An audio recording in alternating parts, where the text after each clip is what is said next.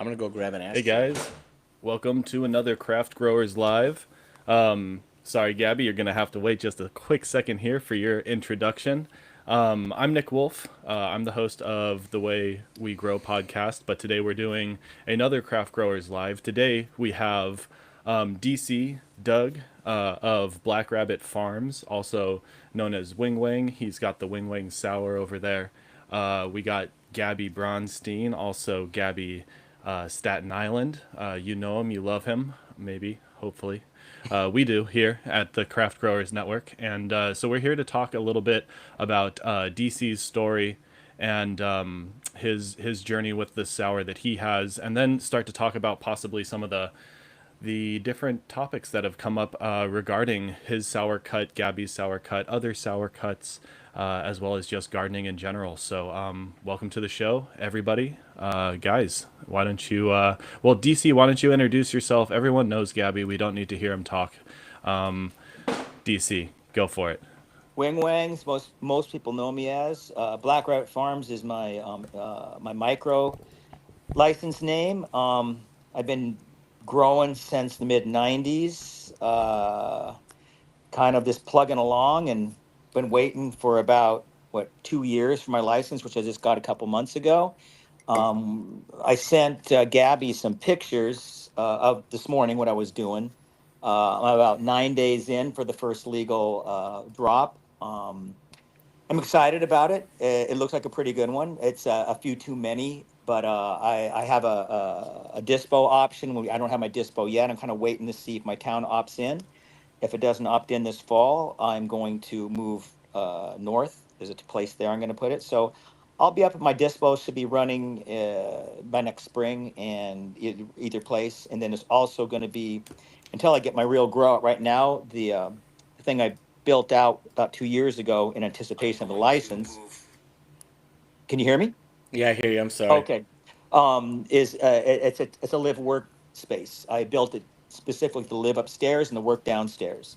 It's a mixed light. It's only good for about a million a year. If I have my dispo, maybe 1.5. As you know, the micro with the dispensary mixed light is a 5,000 square foot flower option, which is, if you're serious about what you're doing, you're talking about $3 to $4 million to build out. Unless you want to go greenhouse, which I would not suggest. If you want to go craft, if you want to, put yourself aside or above the average bulk that's coming through Manhattan. But that's the way I'm looking at it. If I don't get the investment packs I'm looking for this fall, I'm going to build out another bedroom in this first thing spring, and just run it for like 3 years. And then at that point, I'll be able to fund it myself. I lost. Nice. Oh, I'm good on Yeah. questions. If I'm good at like someone's asked me Well, something. we'll ask some questions, but I guess the first thing I want us to start with, where we like to start, is your beginning in cannabis, like your Okay. first experiences with cannabis, Oh, and like when you first saw it, when you first smoked it, and then we'll get to when you first grew it. okay. So my first experience with cannabis, and I believe it's on my Black Rabbit film page. It's just a page I never post on, but it's there. It might be on my regular page, but I'm adopted. I don't know if many people know that, into this very conservative farming family, and the family extends through Colorado, Washington State, and Iowa, the whole area. The Iowa family, more like second cousins, they're in the pig and corn, and went into soy. So when I was 16 or 17, we have these huge family reunions that we always get drugged to. And I went out for the first time back in 70, I don't know, 77 or 78. And with my mom and dad, my brothers and sisters in a van. And we get there, and these cousins who I've never met before, we all start talking. And it's like, hey, I want to check this out. It's like, what? It says, go feed the pigs. The no-high. They call it the Kansas no-high, Iowa no-high. So we went out to the pig farm, and they took a bunch of machetes and started hacking down a bunch of hemp. And we just fed it to the pigs, and the pigs just went crazy for it, just like ravenous. It was insane to see them like jumping over one another to get to the cannabis. And so there's a picture of me and my dad in the back of a truck, and I think I was 16 years old. I'm holding the male because at that point I thought, well, you don't want seeds in your pot, so you're gonna want the plant that is all like midsummer weed, so it had no buds really, and the male had some seeds coming up, And so you see my dad and I stand in the back of a truck holding weed. That was my first experience, and that's when I was hooked. I didn't start growing until I was out in Washington State at that point. Came to New York in 85 and didn't start growing until about 90, 91. But it was like a plant in my loft building in Williamsburg. And then about mid 90s, I went upstairs and there's this crazy artist named Meg So wait, stop Webster. 1 second. When were you in Williamsburg? I went there in 90. I was Till back. when? I left in 2009 when Bloomberg stole his third election. He paid for his third election. I told my wife, I'm growing upstate. Just get the fuck out of town. This Williamsburg, the whole town's going to change drastically. The whole 9/11 thing where it was kind of the Wild West for weed. You really had nobody looking for you for a few years. That was over. They're coming back and looking for pot growers again because the Rockefeller laws were still in place. So I told her, listen, I'm not paying rent in Manhattan and driving upstate. So by the way, I was on a 6-day cycle back then. Believe it or not, I had a 6-day cycle with the sour. I've never lost a plant to dry out in my life. I've come close, but never lost one. Anyway, we moved upstate. I just want to say one thing, buddy. Yeah. I grew my first weed in Greenpoint, What years? 1991. Wow. Greenpoint, what Yeah. street? Grand Avenue, directly So across from that park. wait, Grand, that's Williamsburg. No, it's Oh, Grand Greenpoint. Avenue. Wait, Grand. I'm like, well, Grand is right. Was it Grand Street? It was Well, definitely Grand Street's Grand. Williamsburg. That runs like it goes down when you get the south first, the south second to the north first, north second. There's Grand and Metropolitan side by side. They run east west. It was Was it Grand definitely Street? Green. It was definitely Greenpoint, not Williamsburg. Graham maybe Graham. No, it's Graham's Grand. G R Grand. A N Maybe there's a D. Grand over there. I know Graham's over there. I don't know if I don't know if the street goes all the way from Williamsburg to Greenpoint. But they run Grand that I know runs east west, and it goes far into East Williamsburg. Yeah, I think. I'll have to. I have a photo of the place, and I'll have to look it up. But it was Grand Avenue. It's directly across the street from a park. There was a little like Polish card club on the bottom story. Huh. So There's yeah, a lot it's of funny Polish. that either way we were neighbors who were like right around the block from each White other and Rabbit didn't was know there each other. too. White Rabbit actually ties into a story that I've been tied to for years. There's a guy that lived above me. We call him S, in the William and South. It was called the Tung Pon Noodle Building, and he was swearing we were smelling sour, and I was smelling sour. It turns out I think it was White Rabbit went there as a teenager. He was right on White Street as the crows flies, probably 100 feet away, growing sour over there. We had no idea. It wasn't in our crew. It wasn't in that crew that we were running with. So everybody's going, they obviously thought it was me growing sour on the side. That was, when you're in a crew, you don't do that. Everybody knows where your grow is and you're one of a collective. But anyway, it was him. And he told me later that that was the year, had to be like early 2000s, something like that, that he was over on White Street when I was looking at White Street I was facing west on the third floor of 338 Berry. And that's where we had our first grow for indoor grow. I was growing on the roof. So so I started growing in the mid 90s on the roof. Just get back to it. I was just growing sun growing stuff, popping tons of seeds and whatever came up that wasn't hermed, I'd flower. I kind of collabed with this artist named Meg Webster. She was this crazy, like, kind of like outdoor garden type artist that made all these big sculptures for people. So she said, she had the squeaky voices, you make me these koi ponds, I'll let you grow pot up here. So we made these koi ponds, and then she brought. I lugged up these cinder blocks for like a week, and I made a crescent moon koi pond, a half moon koi pond, and then a square koi pond. And then between all those koi ponds, we had like tons of soil brought up because it's a Gretsch building. They support that kind of weight, and the building at that time was owned by some mobsters, or sort of mobsters, the Lentinis. And they said, I don't care what you do up here. Just if you get caught, you can't blame it on us. So I grew up there for a few years. It's funny because back in those days, we're right on the East River. So in the summertime, the southern winds come up, and it's huge amount of wind on top of, you're talking 2 blocks from the Williamsburg, from the water, right next to the Williamsburg Bridge. This bending my plants over, driving me crazy. So I got more cinder blocks and seriously made a 10-foot wall, not realizing how stupid it looked.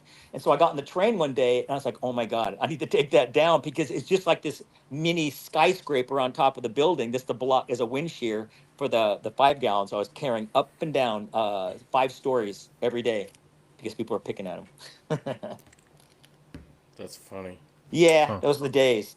I kind of zoned out. I was really into my growing my plants, and I just kind of hang out with them all day. And back then, the helicopters by the sound. They had different frequencies.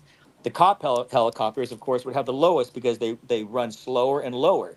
And they go, no, what? That's a cop helicopter. The commercial helicopters, well, you could tell. You wouldn't even have to look. One time I kind of spaced out. Maybe I was eating or I kind of dozed off. I woke up and I heard this really loud. They were hovering right behind me as I kind of passed out next to my plants midday, just taping me. This is back in like the 90s. Oh So wow. I never got a visit because it was in a building full of artists. And at the end, they probably knew all I have to say is like, oh, I'm just hanging out with the plants. But had a few close calls in that building. What were you Uh, growing then? who knows? This funny story. There was a guy. This is when I first started growing. I still thought I was going to be a writer, director, or something in film because that's what I went to school for. And so I was one of my years. Had like 5 or 6 plants up there, and there's this dude, this normal dude, probably young, definitely younger than me, with this extremely hot girlfriend, always fucking her up on the water tower. But they'd always just watching me and my plants. And so the whole summer going this way. This is probably 97, 98, I don't know, something like that. And I had one plant that was special. Like you knew it was going to be nice. And this is when I was carrying up and down. I was on the third floor in the Gretsch building. If you know South Williamsburg, South Fifth, and Barry, it's an 8-story building. So up and down every day. So he says, "How much you want for that plant there?" And dude, this is back when weed was like I think I was selling my Audi at 250 an ounce at my bar where I was bartending. I don't know what I was selling it for. It wasn't much. And he says, "I'll give you $2,500 for that plant." And I'm like, uh, no. And I was broke back then, but I wasn't. That was the best one. Why would I give it up? The rest of us said, "You can have that one for like whatever." He says, "No, I don't want that. I want that one." And so it never happened. And at the end of the season, he calls me over. He says, "Hey, I want to talk to you." He says, and he's one of those guys. He's a slick guy, and he's got the hottest chick on his team.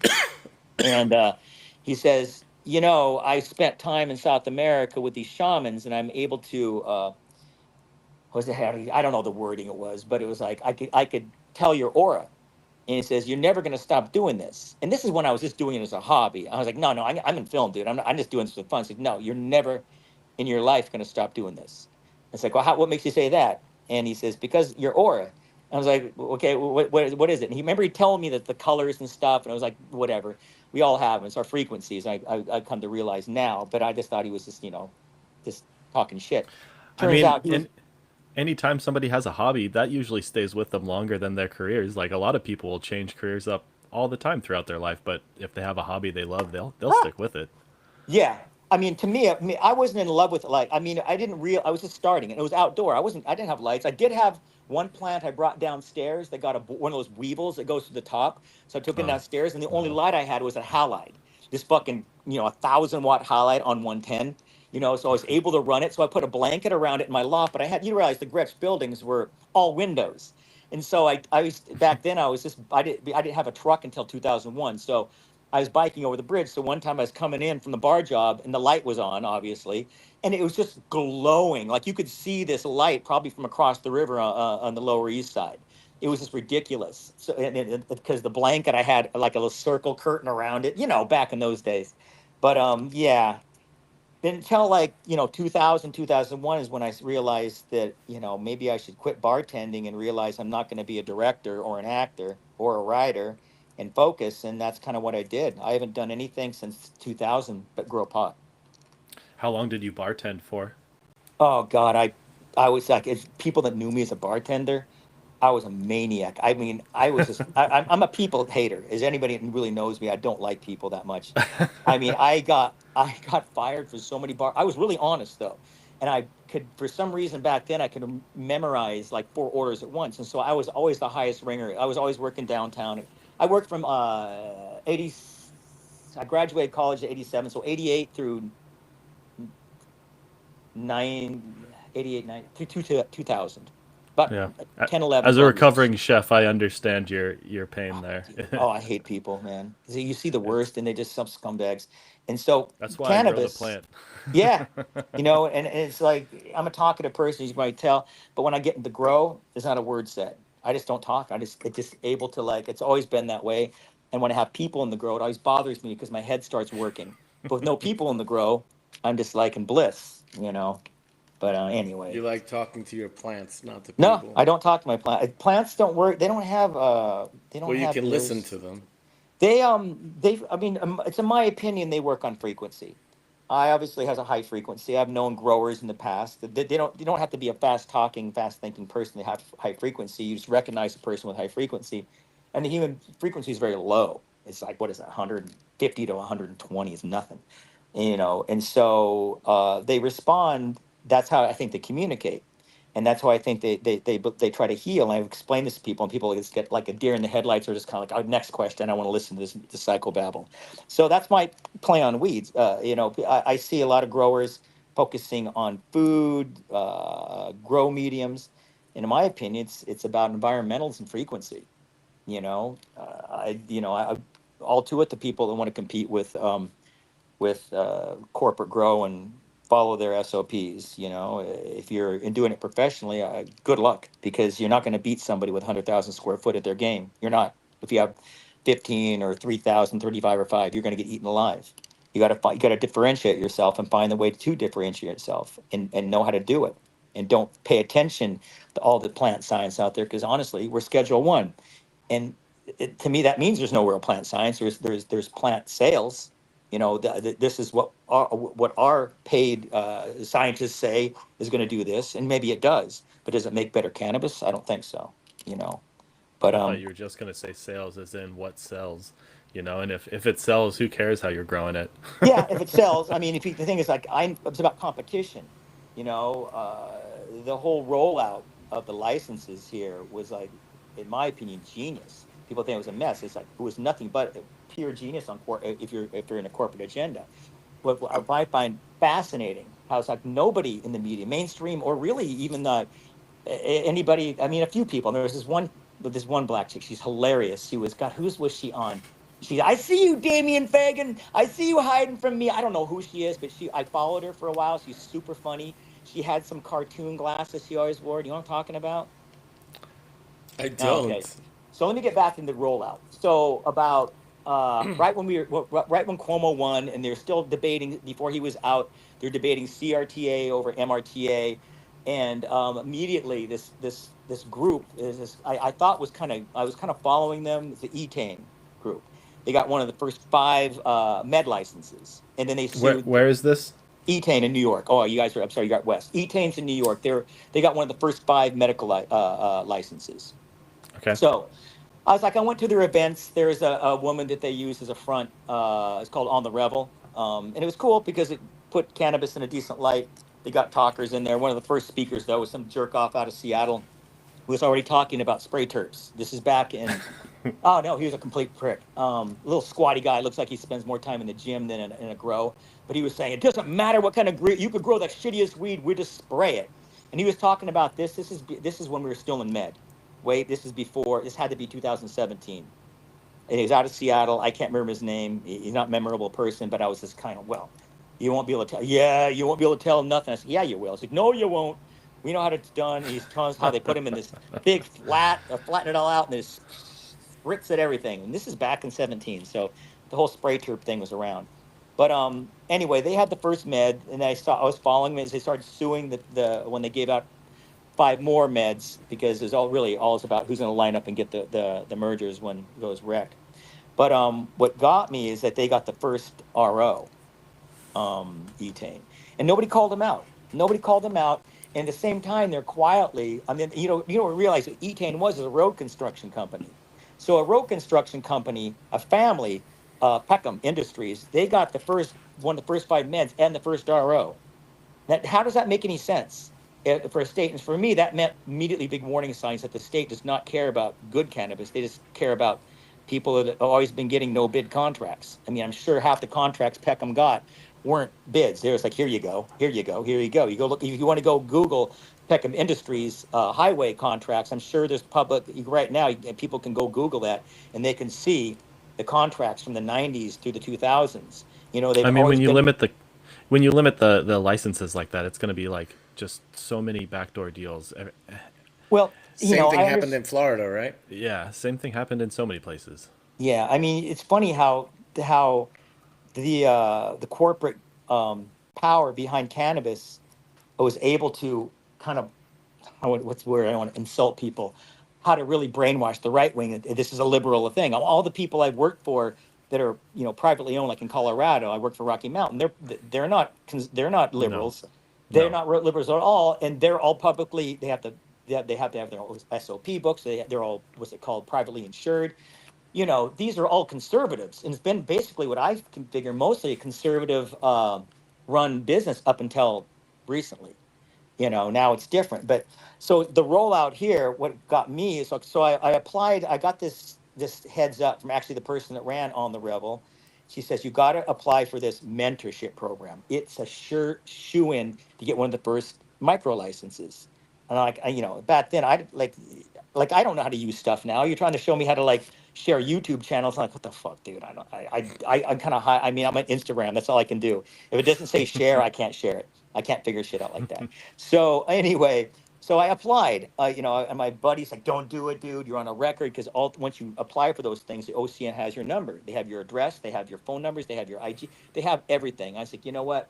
I'm 62 now. I'm not like you guys. I mean, you're not as old as me, but you're I'm like half getting my there. age, dude. The guy in the top."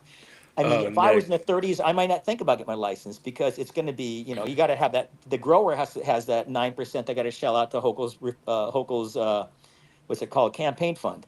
It's 9% right off the top. Here you wait, get. It's just seriously? skim. It's the state big, nine Is percent. that something that's written in? Yeah, yeah. We No get way. 9% goes right. Our quarterlies, nine Does percent of it our sales. does it actually go to like a super PAC? Oh, I don't know where it's going, dude. It's going someplace where I probably don't want it to go. But it's part of the thing of not getting arrested, No, and but being the able to like, obfuscation is just ridiculous. dude, man. It's anyway. So I applied for this mentorship program, and it's run by this clown named Damian Fagan. So I was like, okay, Oh, I'll do it. damn. When you have a clown as a mentor, Well, it's called mentorship program. So immediately I was like, well, maybe they're going to have me, get asked some advice because, you know, but no, not only did I get a letter and I saved it, but for some reason it's just gone. And it basically, Fagan wrote me a letter saying, we have a lot of licenses, but we don't feel you qualify as a grower to be in this program. I'm like, okay. Then warning lights go all over the place. I've already worked down in Delaware. I saved a grow down there from being just obliterated because they had a nationwide lead grow that was a complete idiot. He basically didn't steal, but he acquired a 300-page SOP book, but they wanted to make him the lead because they're an MSO, but a small MSO. For who? Like For who? but you know who they are. I might, I've mentioned them before. So anyway, went down there because there was a lot of problems. There were mites. There was this problem. So Oh, I for walked sure. down to There's a lot of huh? them. We've had a few Yeah. guys on this show that have been from different MSOs. Some of them can't really mention it, but if you can, we I like don't to know if I hear. can because these guys they're smart enough to deny my COVID pay because I work for them, and I would have got like I think $1,100 a week. Well, I'd say the lawyer's name, David White, real scumbag. I didn't know the guy, but he's like, no, he quit, and it's like, well, no, when you have a contract and it terminates, that counts as termination. I didn't quit, but Yeah. anyway, I was like, oh, I'm working, so my wife got it. So anyway, back to the mentorship program. So sure enough, I didn't get in. And then when I saw the rollouts coming on, luckily I got on the very last page of the winter queue or the fall queue, not the winter queue. Like 1,600 out of 1,800, something like that. And I was watching who was getting all the first picks, and sure enough, most of them were on the mentorship program. But these weren't people that basically they had no money. Like I'd already invested $400,000 in a live workspace that I could just. It wasn't designed to be my micro. It was designed to be for help branding to the rec market. I don't need branding in the black market. People know who I am. But the rec market, nobody knows who the Black Rabbit Farms is. No clue. Are you like, was it looking at it as like the flagship that you could then source? Yeah, Uh, I sent him some pics. You guys can throw them up from this morning. okay. I'm tomorrow. I'm going to start pruning. I'm not a heavy defoliator or a pruner, but tomorrow's my prune day because it's getting pretty beefy down there. But anyway, I didn't get into that. But I was watching all the rollout and all the people they were giving them to either one Audi micros, and the whole thing was like so. So I have to kind of go back a bit.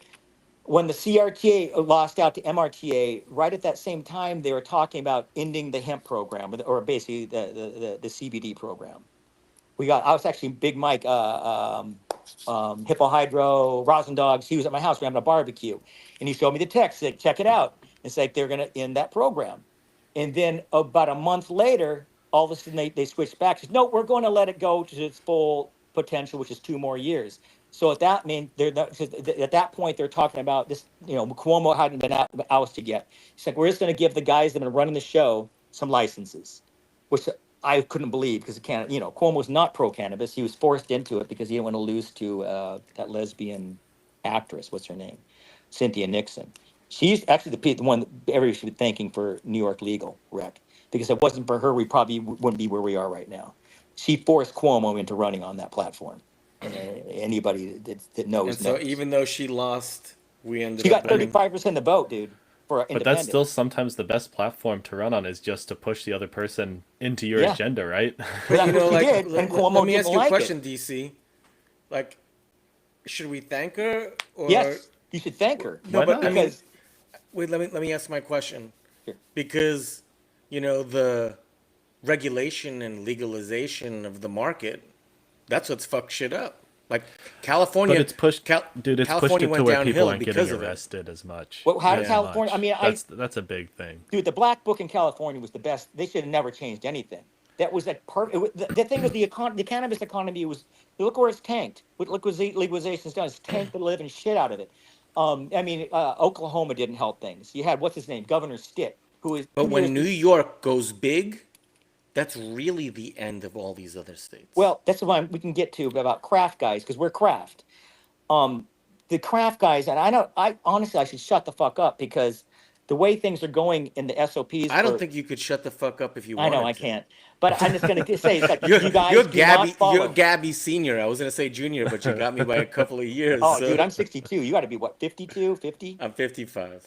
55, but still like Yeah. the 7 years from 55 to 62 is like, that's like a whole lifetime when it comes to old dude stuff, because you everything seriously, dude, I'm not kidding. When I was 55 I felt like First I of was all, we 30. need to stop and tell everybody why you've got the robot glasses on right now. Oh, Like let me see. Should I you're show? like Can a I show you're something? I want to get yeah, of sketched. Feel free. course. Yeah. Uh, Please show everybody. I'm Bring it a little turning closer to your camera so we can see it better. What is it that uh, you're trimming? sour. Sour. It's the What last. else I'm is he gonna curing be this. trying? He That's is the it. sour guy. Of course, he's gonna be trimming Well, sour. this is, I've Hey, been curing this for like a month, and and it's like curing's not doesn't happen for free. You don't do it in a 95-degree room. It's got to be, I'm not gonna tell my exacts, but 60s and 50s. I'm lower on higher on one end, lower on the other end, but you cure it that way in its leaf, and there's a point where okay, it's good. It's not too dry, and this is about a month, I think, and yeah, this is my head stash because now everything the state owns pretty much. So this is something I just pull. I've been R&D in now, obviously for 2 years, been R&D in. So anyway, this is going to be for the wife. She smokes. I don't smoke. Everybody knows I don't smoke a lot. Social situations I will. And if I'm home and I want to get high, I do RSO, and so it's a 4-to-1 CBD that I make for cancer Nice. people. Yeah. But before you go any further, I want to say I don't know anything about you, DC. Like nothing. Um. I know that you are a very integral part of the Stour story, which we'll get into, a little bit later. But I don't know that you don't smoke, and you know, like I Well, said, I so do so just don't smoke. assume don't assume that we don't that everyone here knows everything about you Hey, you guys are because West Coasters, or you're Staten yeah. Island, but okay, yeah, I do smoke, but I just don't smoke like most people in the industry, like wake and bake.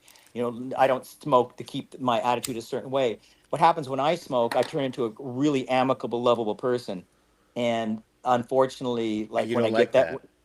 well, the pot doesn't like that. I mean, I love growing more than I like smoking. If I wasn't a grower, like the thing is, once I get my big grow at the 3.5 mil built out, I'm going to be in the grow like the boss is coming. But I'm not going to be doing the day to day. Right now I'm working on 1 foot tables because this building I built here, where I'm standing in down Nice. below, 10 foot ceilings. I can't put 3 foot in them when I'm using double ended HPS. And so they're at 1 foot. And I actually threw my back out this spring. I let the guys that put the tables together. It's like, you know what? I'm going to glue all the stuff together. I spent a day down there, hunched over like this. And the next day, I just went to pick up an empty box, and this, that spasm. 2 months, dude. 2 months. I was like going to, Uh, I don't even go to chiropractors. I get acupuncture. It was a nightmare. And so that's what happens when you get old. And I'm realizing this, that now that I have my license, it's like, well, if I don't get the investor I want, I'm not going to take the shitty offers that I don't want, and I'm just going to build out this. I'm doing a bed. It's going to be actually a 2-car garage for permits, and it's going to be top's going to be a loft area. It's going to be LEDs up there for beds, and the entire structure is going to be polycarb, two hmm, layers of it on nice. a slab with heating, and that's going to be my veg. And in 3 years, I'll have enough of my own. I mean, it sucks. I have to wait 3 years to build it to 5K, but if that's the way it has to be, that's the way it has to be. And I'm going to don't. I tell everybody, do not. If you're good at what you do, don't get suckered into an equity group. They will fuck you. They will. My brother, he's a 1%er, and he not only his trade is dentistry, but he is well versed in finance. And he says, just be careful, because if you're good at what you do, they'll throw you a good bone, but they're going to sell you underneath yourself. And it's really tough, because even if you have the thing signed that you have control over the company, they can still find a ways around it. Because when the money's that big, if somebody really feels that your branding is something they can take nation or worldwide. Oh, by the way, I tend to ramble and I don't have any segues, but I want people to be aware of this farm bill. They're calling it the farm bill. So the small farmers can sell internationally. You know what that means, right?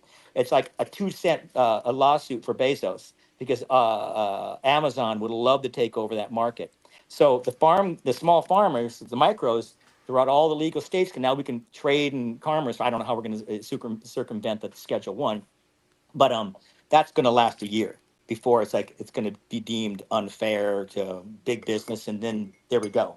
So I would keep it states right Unfair to now. big business. Well, yeah, Yeah, because that's why can I silly. sell to some guy in Oklahoma or Colorado, and whoever the big guys are now, they're all changing their names after the RO mergers, but how So come they I can't?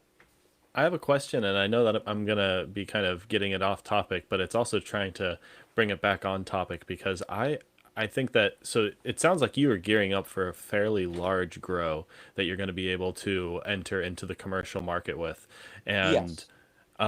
but I kind of want to hear, and I'm sure Gabby does as well, a little bit more about sort of when you first entered into Oh, okay. the like the legacy Oh, market, that's okay. as well as like when you came across your sour cut and sort of what the happenstances around that were, because I know that a lot of the grow or the listeners, growers, consumers alike, sours are something that it comes in waves every year pretty Hmm. much.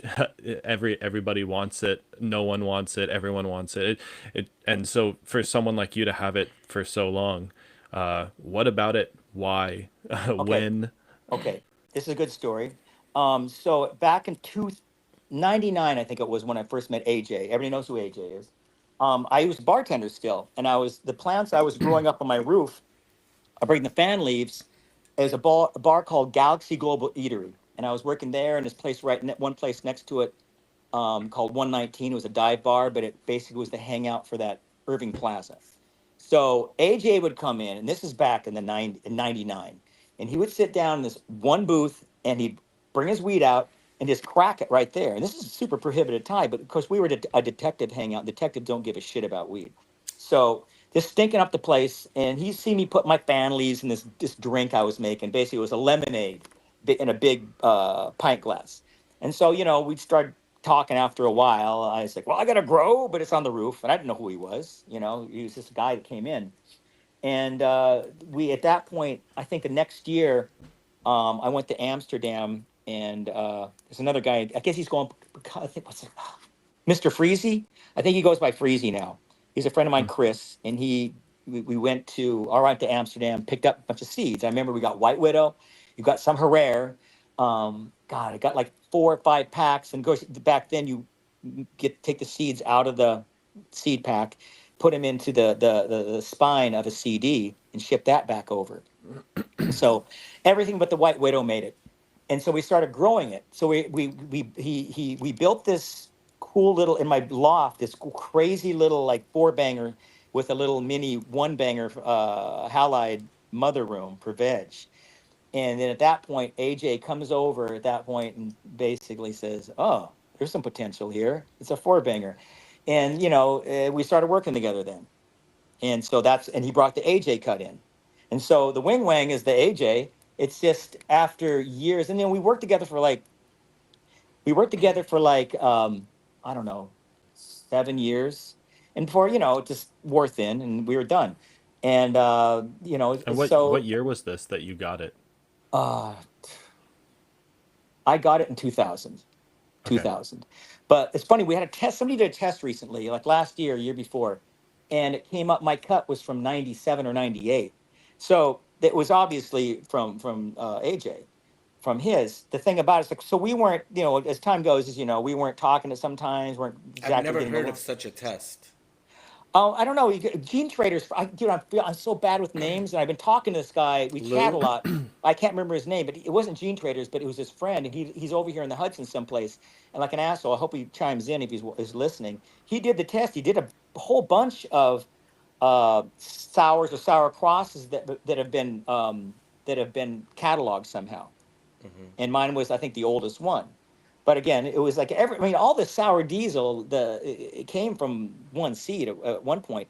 It just over the time, you got to realize that we have a big country, environments, how you treat it, who it's around, the plant just changes. It's like a human, So just to be clear for all the viewers, it's the Wing Wang cut is the AJ Sour yep, Diesel, but through epigenetic uh, divergence and changes over yep, time, it is slightly different than what people would also know as the AJ Sour Diesel is today.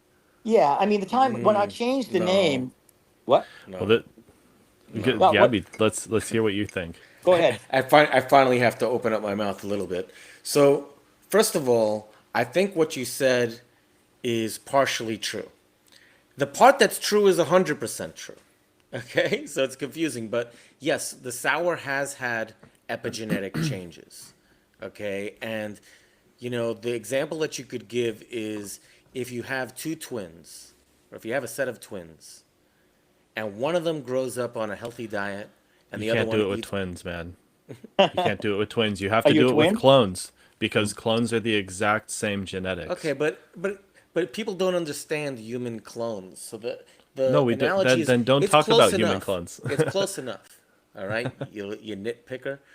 The Hey, point it's gotta is be. if It's gotta be. okay, even if we're not twins, if one of us survives on a diet of Coke and Burger King, and then the other one has a healthy diet, 30 years Totally later, different. we're gonna Totally be different. we're gonna but it's a but that's No, no, no. those change You're gonna be totally different. I right. totally get what you're saying, and you can even say that with like hypothetically with a human clone of yourself. If one of you was eating McDonald's every day and the other person was eating like a healthy home cooked meal every day that was much healthier, you're gonna be totally different people in 30 years, and you could probably find it within the genetic code of that individual. But that's what I'm saying is if it was the AJ Sour Diesel, right? And he got it, and he's held, and DC's held it Well, here he for did. That part I'm 25 not years. disputing. Yeah. No, of course, but the difference is that it's epigenetic drift. It's within a single cutting. It's not through like genetic drift because Right, but genetic drift is within a population seedling. and with seedlings. So epigenetic drift is something that I happens think it's within a both. single genetic code. I think it's both. And this is my point that I want to But make. it's And just a clone, right? yeah, well, just hear me out. And this is a conversation. I wish that White Rabbit had joined us as well, or I hope he'll do it with us soon. He told me he was private and didn't, wasn't really into it. But I had this conversation with him when I first started talking to him because people got upset at me because they told me that the cut that I had was the Wing Wang, right? And it was given to me as the lab that I got it from said they just got it from a grower who said it was the sour diesel. So that's all the information that I have. But my point is this: I do not believe all the sours come from the same clone. As a matter of fact, I know No, they they don't. didn't come from the same clone, No. and I can offer some proof. Okay, there are a lot of people right now that will say that the best sours come from, and I don't know if I agree with this or not, but Rez's work. Okay, I and had the the res seeds that, cut, but it had a viroid, so I had to get rid of it. It but wasn't I'm growing talking, well. but he made stuff. He made seeds, Yeah. and people and Oh, people for and sure. people work those lines, right? I don't think So anybody's debating the different sours. to assume that no one has done work with the sour is just ridiculous. And Oh, Oh for no, so, they've sure. done work with it. Yeah. I don't really care what people call it. You know, with the reason I called it, and I talked to actually AJ and I talked about this one day. It was right when I started calling it the wing ring because I called it the AJ for years. But I went there and I saw some cuts for sale. They were the AJ cut, and I'm like, they weren't the same one, there wasn't my cut. So not the cut right? I have. I mean, it was just the cut was different. And I said, let me see the flower on this. Do you have it? He goes, yeah. And the flower, it was the calyx development was different. So I was like, well, you know, we're not talking, we don't get along that much. I'm not going to be stumping for him. Plus, you know, he does have some sort of proprietary like control over his name. And, you know, No, he doesn't. he doesn't. Well, whatever it is, you know, if he does or doesn't, it's still, you know, I still have that old code. So, you know, if he doesn't want me using his name, then I felt fine. I didn't see any. I don't think he had any backlash about me calling it the Wing Wang. But you know, because the sour I grow has big calyxes. I mean, they're dried up. You know, they just pop out. They've always been that way, even with the decrease in the terpene pungency and all that stuff. It still has a kick. One thing with the sour, it still hits pretty hard and it still gets you to that point. You know, the sour, oh, that's the old days, to get you to that little point that you need to get to get But that so what you release. just did, I just want to stop because you talk. First of all, I love talking to you because you talk so fast. You can get like 30 stories in I the amount know. of time that, and I love it personally. I'm from New York, so but I want to make sure that I don't just let you go by something important. Okay, Okay. you just said there are multiple sour cuts. Yeah. You just said that the sour that AJ had wasn't the same that you had, right? But that's what this was at a booth. This was at a booth. This I wasn't what understand, he but wasn't selling it's it. not This okay. is It's not the somebody else. He point. wasn't selling it. It's not the point. It's that like, of course there are multiple sour cuts, Yeah. and and like I want to make it. I want to continue telling your story, but for me, I didn't even know what the wing wang fucking was. When people were like, "Your shit's the wing wang," When I'm did this like, happen? Was this a controversy? 'Cause I remember somebody saying something, but I was "You like, what haven't are Yeah, you even so calling? heard they the story yet, so I we should got to tell you." catch you up. So basically what happened is Gabby called a cut of sour that he got the Gabby SI Sour D.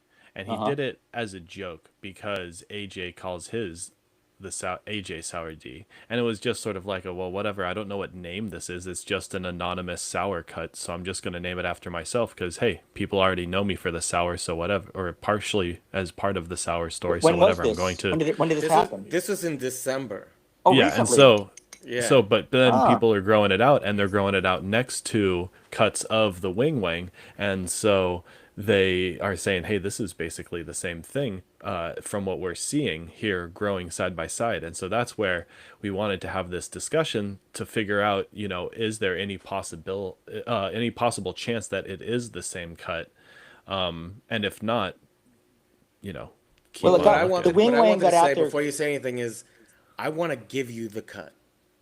The Okay. Gabby? Yeah. Sure, I'll grow it. Because I think like if anyone's gonna Is it know, clean? yeah, it's clean. It comes from No, like, yeah, I'm joking, dude. tissue culture. I will I send it got to you in mites a tissue year culture. ago, You know, and it's it's tough to clean. get rid of them organically. It really is. I got rid of them now, but like, go ahead. I'm sorry. I'm just rambling. Yeah. Well, no, you got to do it with tissue culture, but you know, I would love to gift you the cut, and you grow it, Side by and if you side. and if you say, "Hey, Gabby, this is the wing wang. This is the same cut that I have," then now I know this is that cut, and I'd be happy to call it by that. I just thought it would have been irresponsible of me to call the cut the Wing Wang, the AJ, the original sour, or anything else when I don't have that information. Like, if I did that, people would have come after me and said, "Oh, you're saying this is the Wing Wang," and then, and it's just like you fucking can't win. And what I No, did is you I can't. just It's made a hard to win in joke. this. Come on, dude. You Dude, can't. I want you to watch my video. I'm gonna send it to you. Okay. But in this video, I say, I've never grown this weed. I have nothing to do with this weed. It's just the cut that I acquired, and I'm calling it the Gabby Staten Island Sour Diesel. It was a joke. I was clowning. I was trolling some people, and like people think I like did this as some type of marketing ploy. It was like I had no idea. What happened was the cut Huh? is a good cut. And But dude, because the cut's a yeah. good cut, it's being compared to yours and the other highly desired. But for every person that said it was the Wing Wang, there was one guy that would be like, that's absolutely not the Wing Wang, And I'm like, I don't know. I don't know. When you coming out east again? I have to come soon because my grandma's 99 years old, Wow. Well, dude, you man, know? definitely give me the cut. I'll do a side by side. This is what was going on. So with the licensing, I can't use Arlo. So we're doing dude, the security we're putting up here is second level. I won't say the guy that's doing it because he asked me not to, but he was one of the originators from that dome in Vegas. He's a genius, and so he's doing this as a favor because up until now we've been friends, but he likes the weed. So he's doing my security here. So we're gonna do a remote. So one of my cameras is gonna have macro remote or close up remote, so I can take it around to different and put it on a tripod and do like super close ups. So and so the dispensaries that do the wholesale my stuff in the city, they're going to have a feed on that. We're going to set up where they can feed off of that. They're going to have that one camera is going to be accessible to the dispensary, and they can put up a screen and go, this is so and so strain, whatever it is, and people can see it.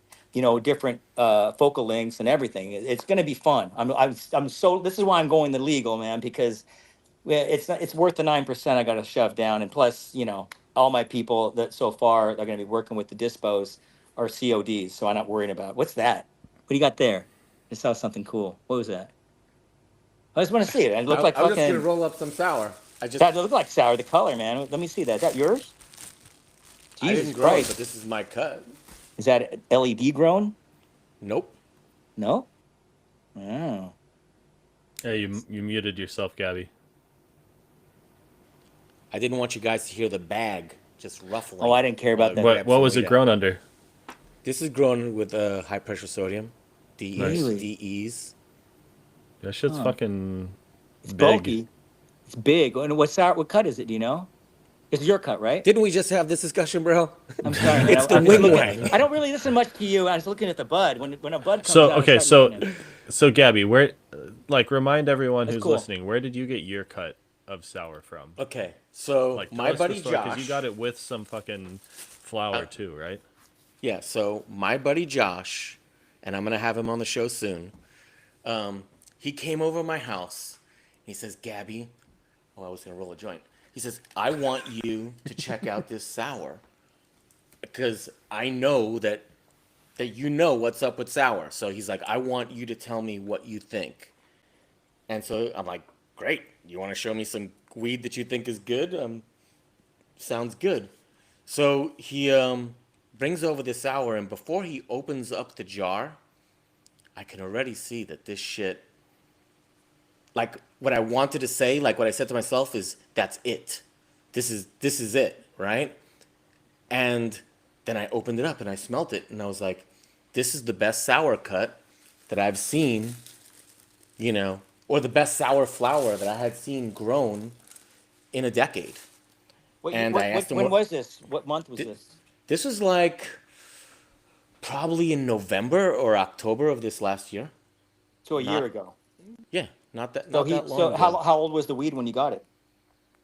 I mean, it was just freshly cured.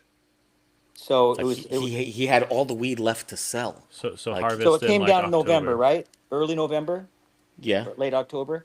Yep. So last year, what was it? It was pretty warm back then. He must have some good cooling. Because Well, at that I mean, point, it's an indoor grow up in Mendocino County, Oh, it's up in So Cali. yeah. They get those nice, cool nights, dude. That's what. So we can go. I mean, we want to. You want to keep this topic because we can go into like the whole environmental thing, which Well, I we feel definitely should, because We will. I We want will. people to know, like, and I know you don't want to give up your secrets, but there's some I don't basic have things secrets, with dude. I'm sour. I'm a simple We grower, dude. There's No, we nothing there's I got some over check a out there's there. hundred. some We have over simple a hundred things. people listening right now, and a bunch of them have already grown sours, and so we will get it. I think it would be great if you guys get into talking about growing the sours with Sure. your knowledge. But Gabby, back to just wrap up where Okay, you're at. I'll tell the story quickly because it's Yeah. been told before, but I want DC to know. So he comes over with his flower. It's the most beautiful sour. I think it's better than what I already had. And I had a cut, the AJ Sour Diesel Philly cut, which it's a cut that's been called that since 2005. And then I have another cut that's been held by me and my circle, you know, since the 2000s, right? But when I saw this flower, I was like, it's so much better than even the original cut that I have. Because the original cut I have, kind of like you mentioned, it's lost a lot of its vigor. It's lost its smell. It's not what it used to be. It's gone. Did It's gotten old. And go ahead. Gabby, did you so you got the cut from this farm, right? I'm assuming that Well, had right the now I was talking about the older ones, but yeah. So I got it from a tissue culture lab. Okay. but this farm got it from the same place, the one that Yeah, that grew it out. he directed me to them. Did you get your other cuts of sour diesel to him, like the AJ and the other ones, just to see them grow it side by side? Yes. And And him and many people have said the same thing, that they think that um, it's the same cut as the original, just healthier, probably because of the tissue culture. original sour diesel. Yeah, because I have the one that I call the original because it's the one that I held forever.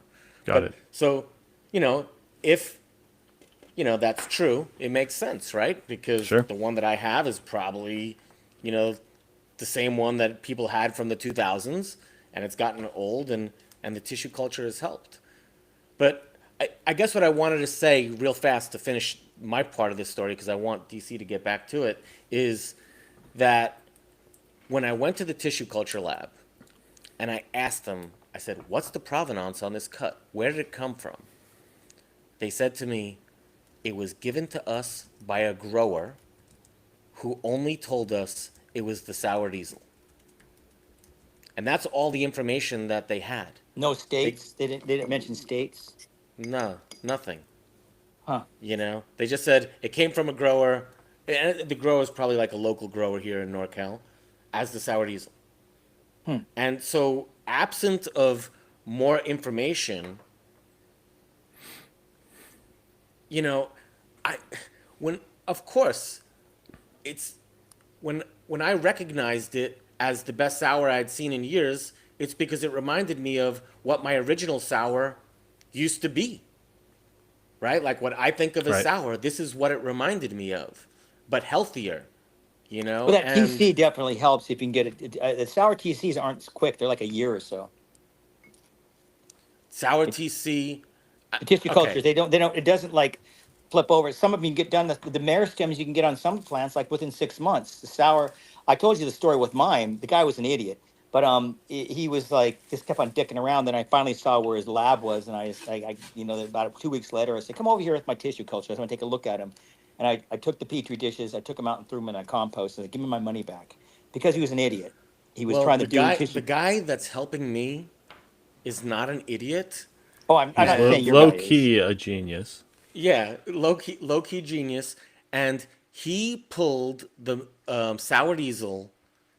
It was like within 1 month of meristem, he was dividing it, and Really? He's ready to go into micro yeah, already. within 3 months, and I wish, because we're kind of rookies at this, I don't know how to add photos, to the live stream right now, but Mothership Labs, Jesse, he has helped me so much with tissue culture, and I'm watching him, and he Where is gets, he?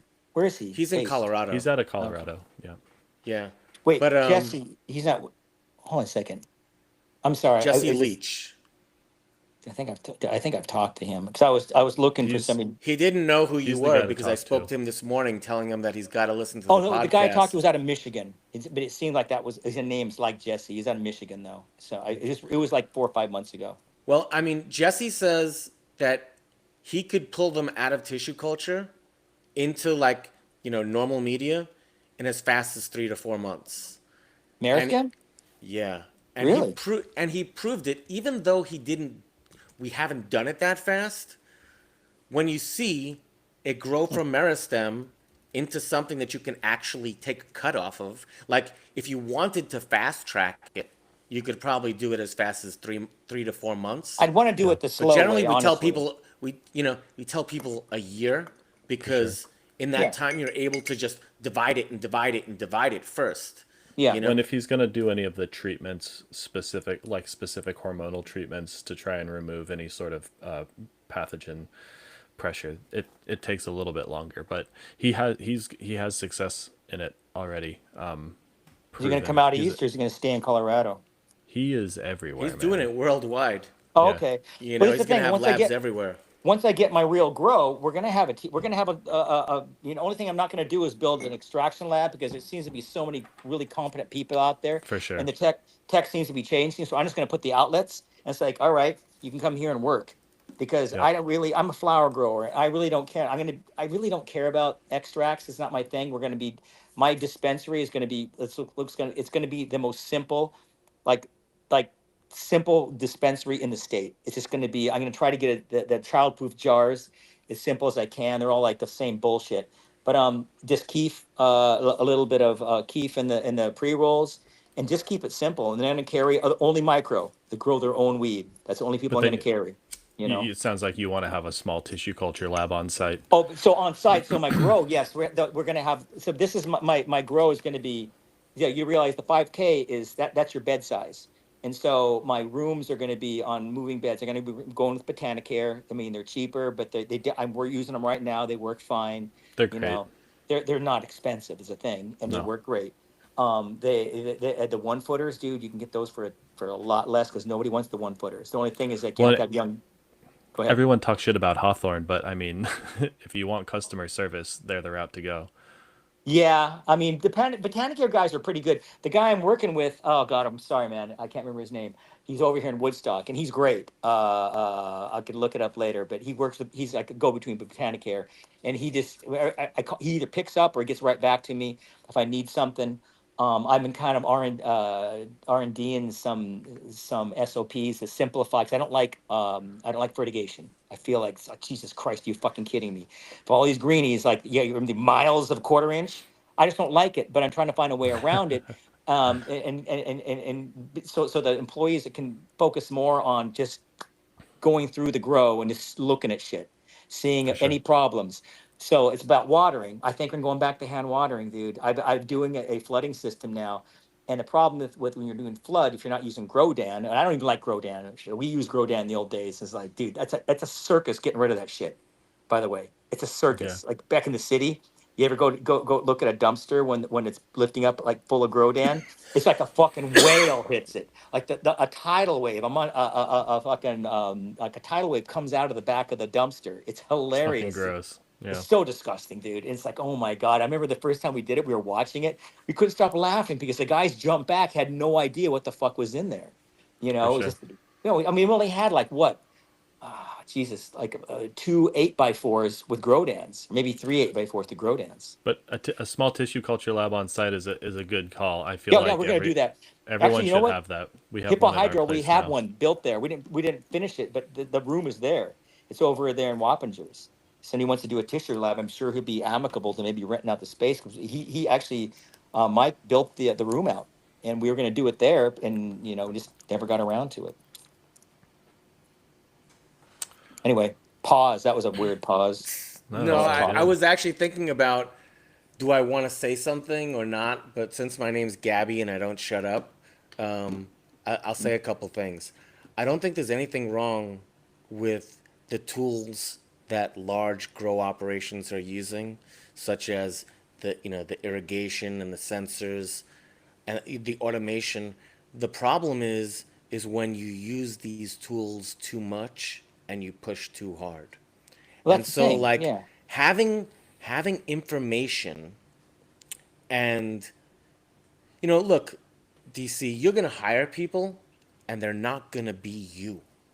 So it's a Oh, yeah, I difference know that. when you have like somebody that has skill and knowledge and a touch, they can just walk through and but when you have people that aren't as skilled as you, You're having saying hand sensors, watering.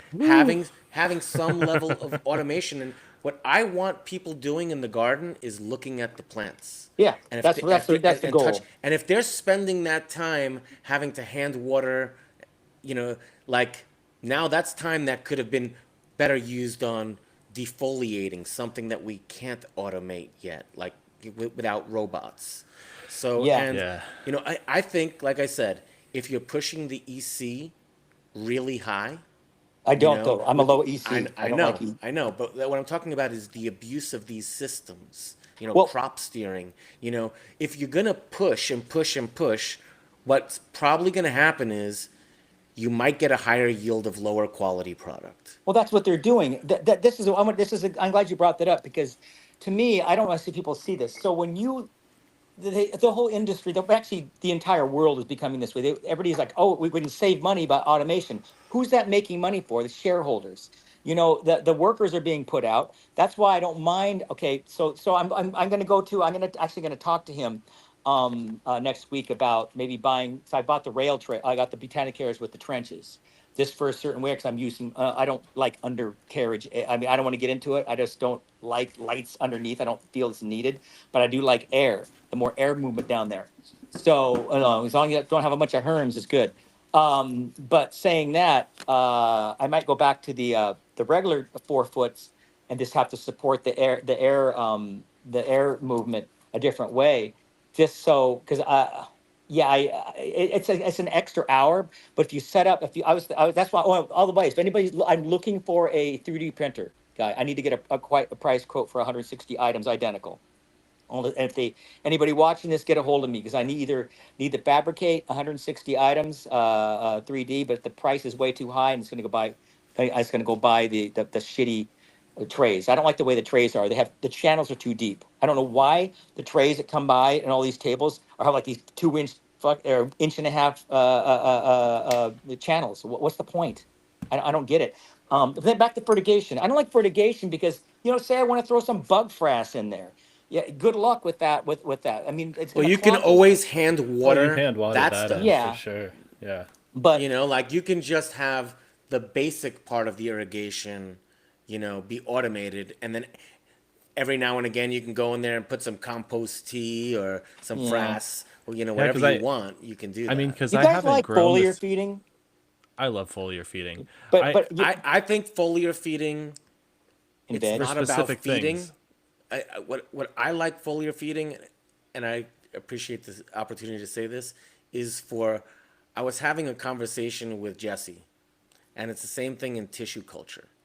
Okay, when you pull a clean plant from TC, Hmm. what you have is a hotel that has 100% vacancy. And so your leaf surface and the plant surface is like a hotel, Hmm. and I want to populate that hotel with good guys. So I like to spray, compost tea and beneficials that'll populate the leaf surface with good guys. And I'm not, this is, pre-flowering. That way, Yeah, when pre-flower. There we go. right, Like you specified. when Yeah. the bad guys come in, they've gone to a hotel that has no vacancy. And so You're talking about that's what like I think taking the up space biggest though for benefit spores and of stuff, right? what'd you say? You're talking about taking up space for like spores and stuff, Yeah. right?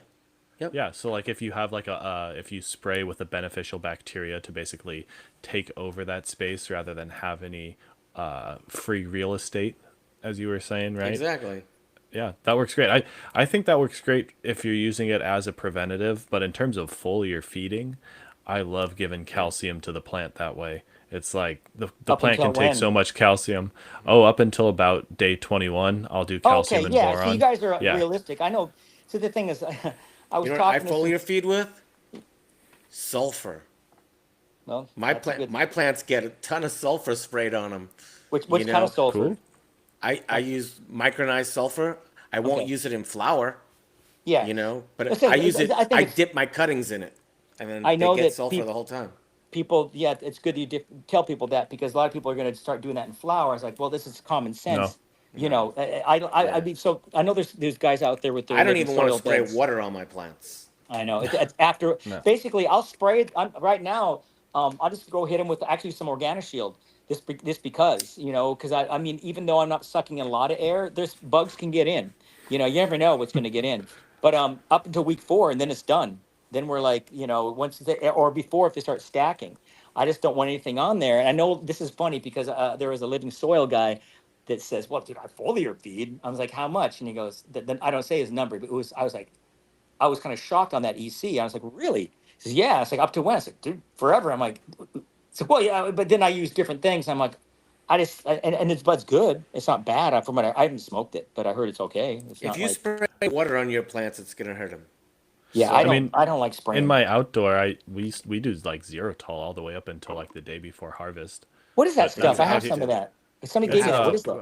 Peroxide peroxyacidic and acid yeah. and hydrogen peroxide. It's basically gone as soon as the sun hits it. It smells Um, funny. I have a bottle, but I haven't used it. What? It Smells smells a like weird vinegar. yeah, vinegar. it smells That's what kind it of like is. Oh vinegar yeah, it's peroxides. for Yeah, PM, right? It's a PM yeah, preventative. Correct. PM and it honestly it just works really great if you're doing like 15 mils a gallon or whatever. Just never hurts. Yeah. But there's a topic we were on before that was more. I was kind of like, Hey, so I have a good topic. okay. Let's bring it into talking about how to grow the sours and what are some Mhm. of the specifics. I know DC, I you wanted to forgot. talk about environment a little bit. Okay, And yeah. then for both of you, just since you both have experience, what are some of those perhaps key features of the sours that you need to pay attention to within the grow? Want to go, Gabby, or want me to go? Why don't you start us off, DC? All right. Okay. I mean, I'm not going to sit there and tell about how I grow my sour because how I grow my sour. But one thing I can say, and I've told this other people, don't use CO2.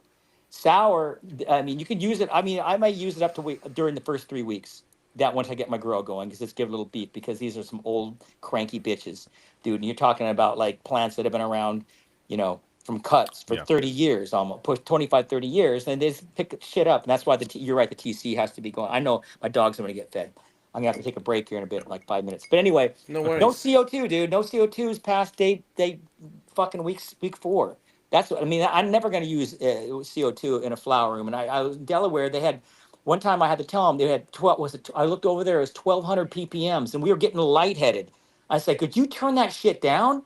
I can't even think in here. It's like I'm getting woozy." And oh, sorry, we were supposed to be, because what's that? What's fresh air like 4 to 5? Four to Yeah, five, but yeah. when you're in New York City, you might be looking at over a Yeah, thousand.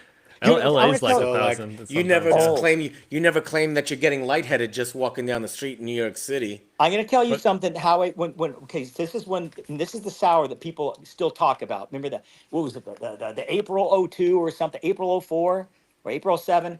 That was out of the loft they had. So the thing about that loft that was special, and I haven't we haven't even talked about this, is it was as a Gretsch building. The only heat source we had for years were the Modines. Had a 12,000 BTU natural gas modine blowing right on my grow, and that basically keeping it just 60 degrees. So you realize all that is flame. I fell asleep in front of that once when I had a cold and got pneumonia. So that had some sort of effect because that sour. I mean, again, it's been drifting, but that sour is better than the sour that we grew at different spots in the city when I was at that crew, and that was by far the best sour I ever grew. Was in my loft. I got a question about the CO2. So when you run, I've had a few plants that are equatorial leaning. That if you run high ppm of CO2 up past like week 6 or 7, it just pushes them out another 2, 3, 4 weeks. Is that kind of what you were seeing with the sours, or were you having other issues with running higher CO2 for long? I've never used CO2 in my own grows, Oh, never. just never. Okay. I didn't even buy the spore bags. No, I just don't use them. I did use them in some of the legal grows I worked in because I was forced to.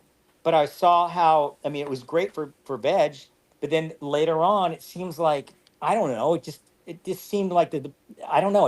I didn't. I felt like the plants weren't responding. Yes, so that And you go into a So grow and get a feel. you And you know, did that with the sour though? they didn't have my sour. I wasn't giving it. That's why they hired So me, I think. let me just say, DC, like Go ahead. CO2, CO2 in some cases is going to be necessary to supplement it the way certain people grow. Well, For for instance, like sour, if you're doing a sealed room environment, yeah. Right. you know, then then you have to supplement with CO2. And I've grown a fair amount of sour, Hmm. and we use CO2. Hmm. What I would say about using CO2 would almost be the opposite of what you said. Oh, you Okay, want to use it because late? I would avoid using it in late veg, early bloom.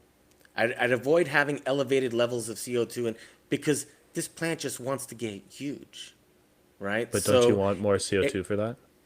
Oh, well, you no, I'm want to? saying You're trying to I'm retain the trying to growth. I avoid it get it. I growing get it. that much.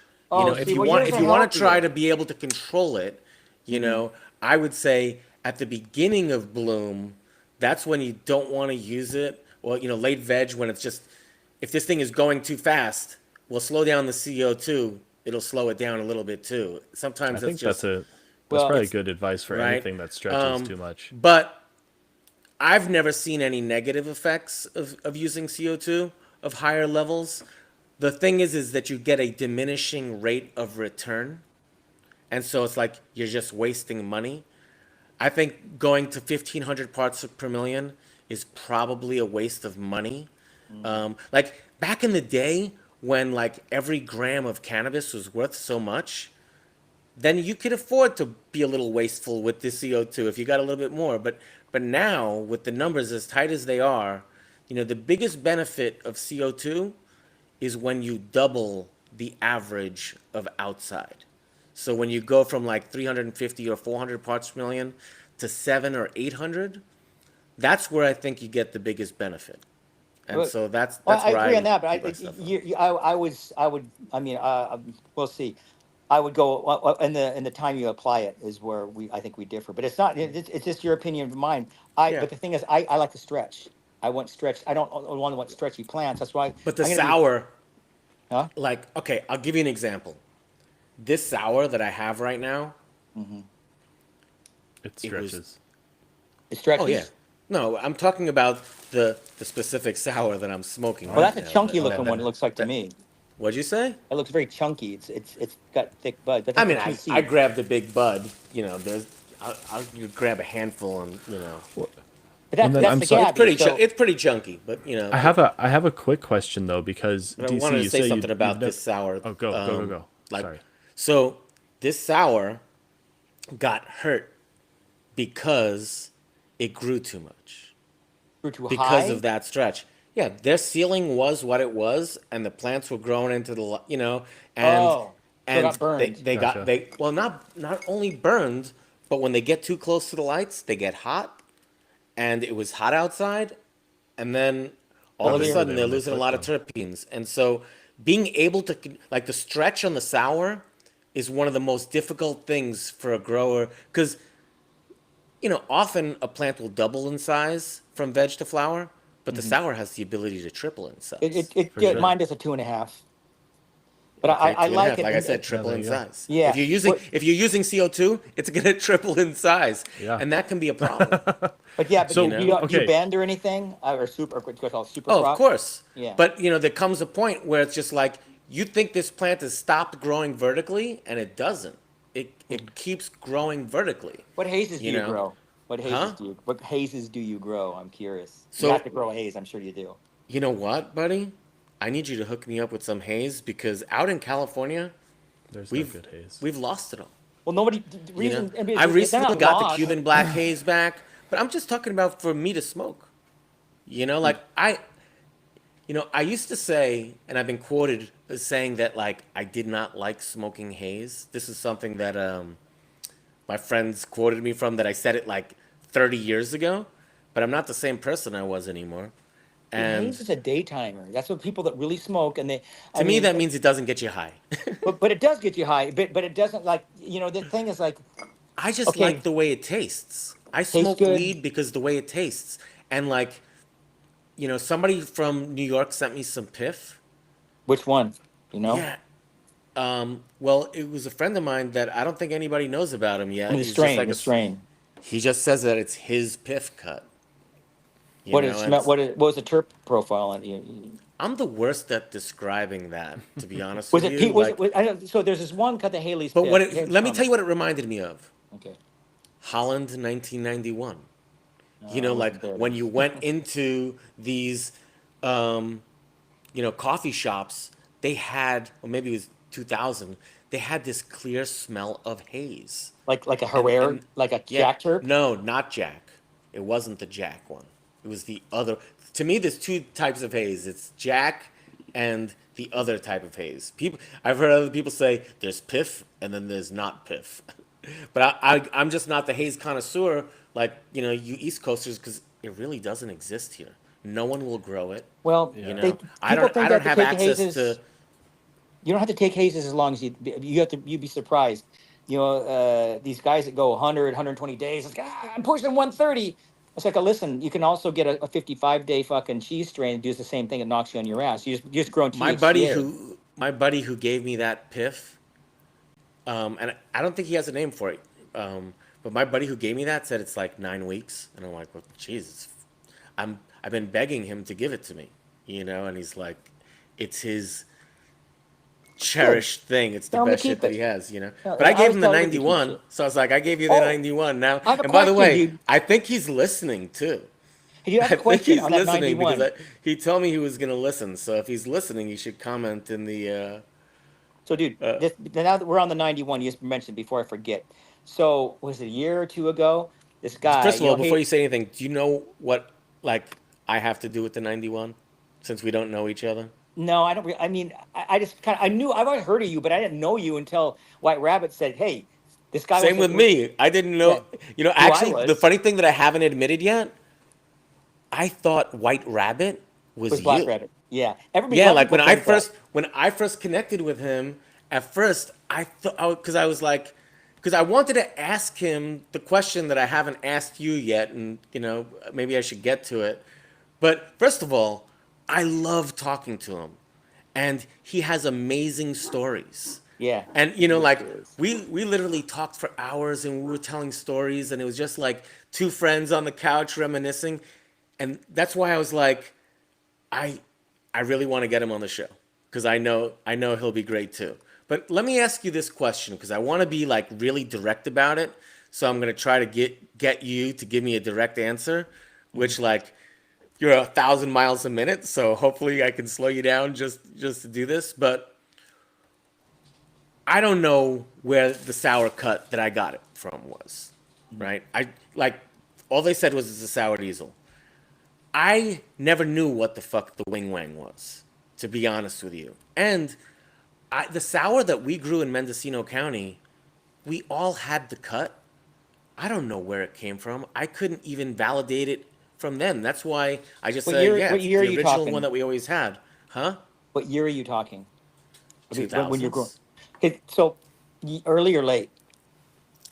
Throughout all of it, So I know till that AJ, when we were still working together, he did make some trips out there. He made some, he took the AJ out there to Cali. And this is, I don't even know. You have to ask him, but I think it was mid 2000s where I think I don't know. I wasn't in on that whole thing. I did remember. I have a great story about going down there. I was supposed to pick some up and drive it back, and luckily it didn't work out because I just got this new truck and I was not looking forward to driving 20 pounds of sour diesel over the fucking MedFly fucking stops and all that bullshit because I saw guys in Toyota pickups handcuffed when I went through the northern Oregon border coming down to pick this up. Anyway, get back to your question. You're going to ask me something. Sorry. I was like, if I do that, then we're gonna miss out on that story. I think your story is more important than my question. I'll ask the question later. I won't forget. Okay, so he took him. His sour cut was out in Cali mid 2000s. I know that for a fact. I don't. I was not the only thing. So it was funny. This guy we called S. He said he gave me like he's going to pay me $10,000 to go pick up 20 pounds of sour diesel. It was in the Fort Bragg area, and so I didn't know the time frame, but I was go out every summer, take off, and I always punished horribly if I left the grow because I was one of the growers there. The guy taking care. I'd come back, dead plants or some fiasco, mites everywhere. So, anyways, out there, and it was the day before Father's Day.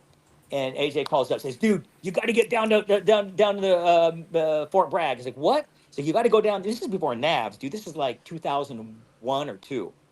It's like this S is going down there. He's flying out. There, we have to. You have to, that thing he paid you for. You have to go pick it up now. I was planning on doing it 2 weeks later. He says, "Dude, it's Father's Day is tomorrow." I said, "No, you got to go now, now, now." So I get 17 fucking hours from. I was in Okanagan, Washington. I drove all the way. Then I went through Oregon, and Shawnee says, "We're gonna buy you a kayak, and we're gonna stuff the kayak." And sure enough, dude, going through that Oregon-Cali border, that whatever that highway is, two fucking Toyotas like mine, that's older, pulled over. The guy's cuffed. One didn't have a kayak, but it was like some sort of like blow up boat in the back. And I was like, "Are you fucking kidding me?" So we get down there. And thank God it wasn't fucking real sour. So whatever happened, I get down there exhausted.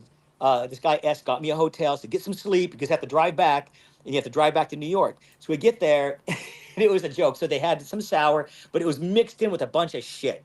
So the whole thing fell apart, and they're asking me to take less money because another guy, you know how it works. And so luckily, it was just a big fight and an argument, and I got to leave and not have to worry about driving shitty weed across country. And sure enough, when I got back to Washington, I got pulled over by the Stadies, just for out of boredom, like 2 a.m, driving up. I would have been like done. And it's funny, the Stady actually knew me. I went to school with him. It's so weird. But anyway, what was your But story? if you were driving weed, you probably wouldn't have been driving at 2 in the morning.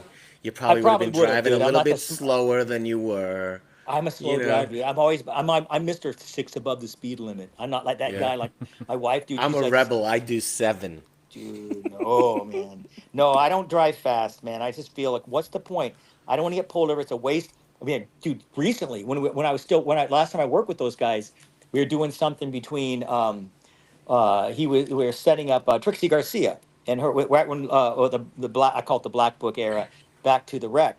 We were doing cuttings, so I had to drive from the northern the Santa Rosa area back to over to Colorado. And so I don't know what the hell happened, but I talked to a state later about that. So you guys communicate, 'cause I got pulled over twice by staties. The first time guns drawn, and I kid you not. First one was in Nevada. Second one was like in Wyoming, because I was doing the northern route, cutting down through the northern part of Colorado, because I was going to like the Greeley area, no, well, Greeley Longmont area, and so pulled over twice in a row. The first time, the guy, he was like this huge rookie, and just thought he had a bus, dude. So I was sitting there, his car, and there in that area, it's what 80 miles an hour, and I wasn't. And I remember what happened. There was some scumbag in front of me in a white van, and there's a semi behind me, kind of on a blind spot. So I saw the Stady on the, how the hills go there when you're going, and they just go up rolling hills.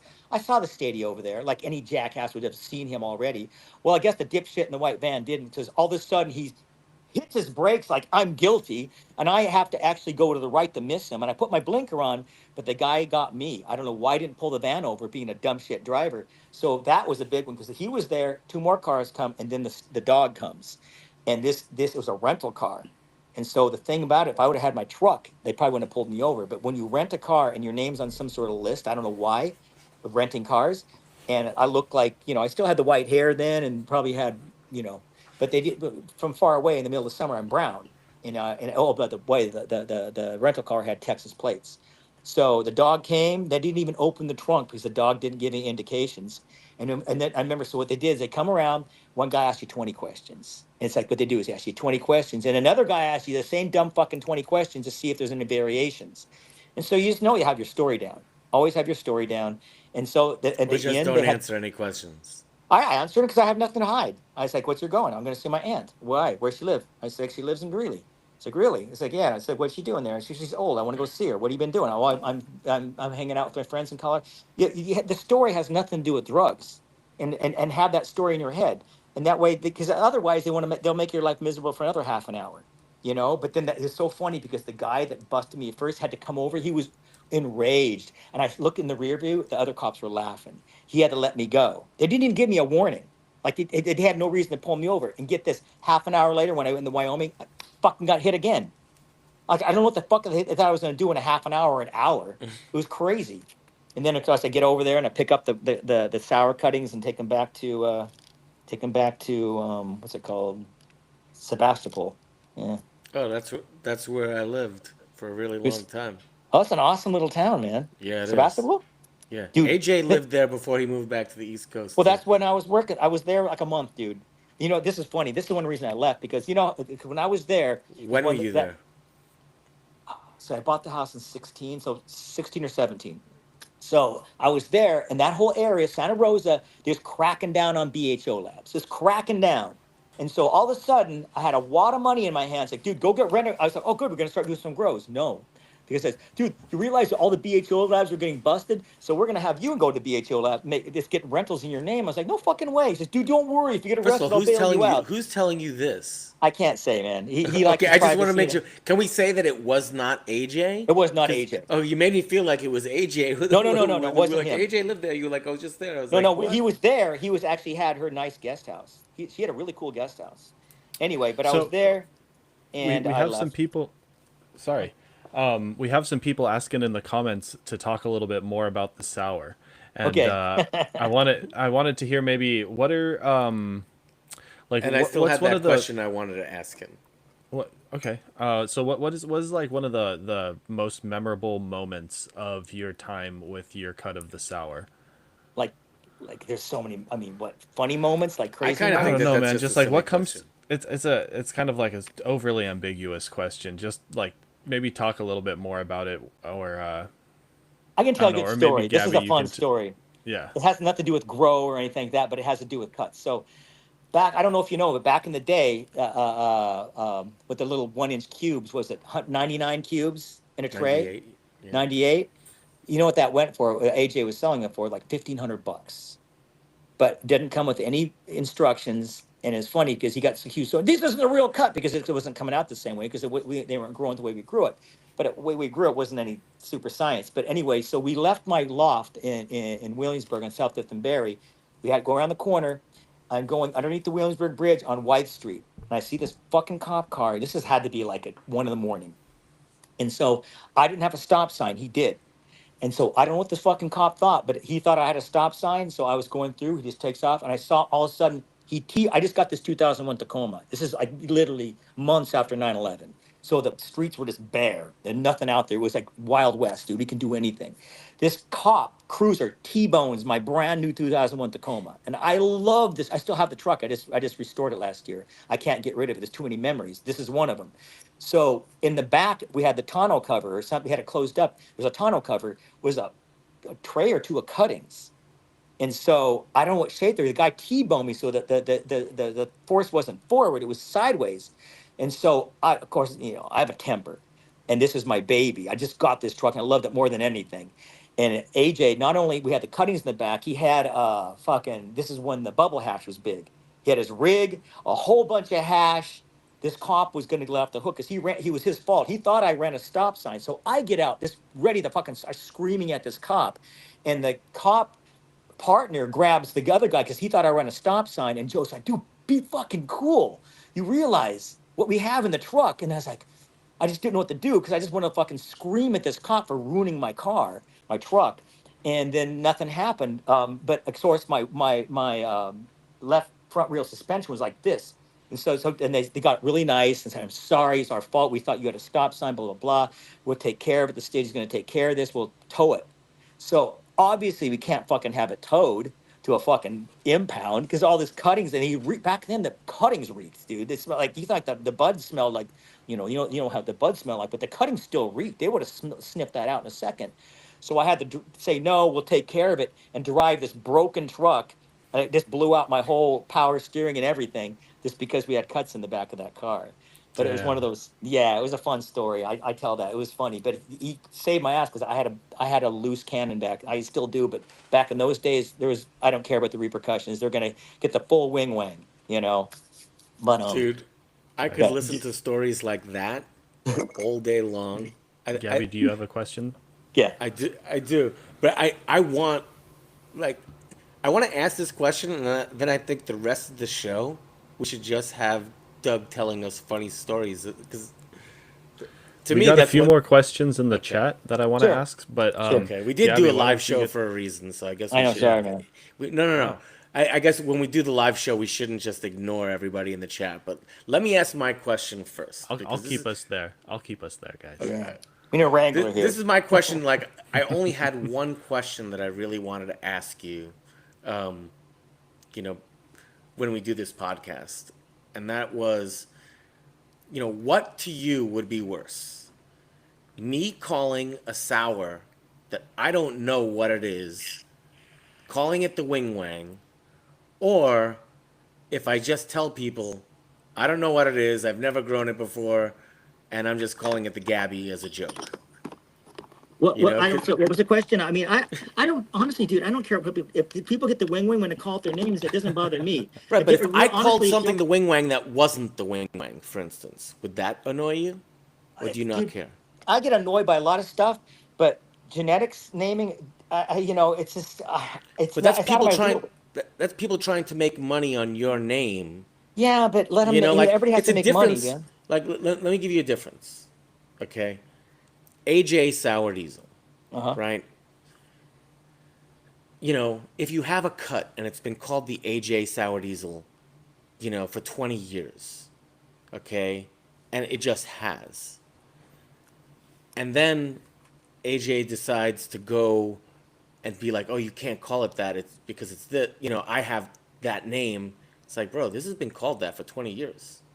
So you can't just come in and say that, you know. So that's as far as I'm going to go on that. But the whole point is I didn't know what the fuck the shit was. And for me to call it the Wing Wang when I don't know what the hell that is either would have just been ridiculous. And Yeah, so I don't, dude. Again, it's kind of out of my wheel well. What people want to call the weeds, whether if it's good, people are gonna buy it. If you want to call it a different name, it's not. I mean, I'm just, dude. I'm a simple grower. That's my lane. I can't do really anything else in life. I love growing. I love what I do, and I like cool names. Like I got this. I'm calling it the DC Diesel because the name that was given to him was like a 2-year-old named it, or if like some high school junior high. I don't like the stupid names, dude. They're really dick or like 17 like times this.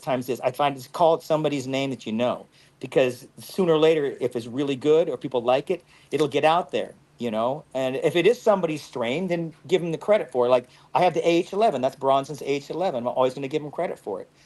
I like it. I'm growing it differently now where I'm punishing myself with weight. I know I'm fucking it up, but the terps are a lot better and the feedback. Oh, I saw that. You sent me that. I mean, there's a difference there. I mean, I mean, it's kind of the like I shit don't looks care. similar. This shit looks similar too, but it's just like, But cannabis looks similar. unless we do genetic sequencing, or if I give you the cut, which now I've already said I want to give you the cut, and you say, hey, you know what, Gab, I think this is the same cut that I have, Well, it then won't that's be my cool. Then opinion, we've dude. identified it. This is what I'm going to do. If I, you give me the cut, this is what I'm going to do. Because I can easily do this now, especially since it's illegal and we can have it aired. I'm going to bring in other people. I mean, dude, I Yeah. grow. I'm not, dude. Like I did fucking. I'm never going to judge again for a fucking cup, so I don't smoke enough. But I was actually able to get through, I think, 29 or 39 strains, and I was shocked that I didn't pass out. But I was able to differentiate the taste after a while. I couldn't spell. I couldn't speak. They asked me my name and I forgot, dude. I was so fucking high. But as far as the cannabis goes, I was like surprised myself that I didn't like tap out.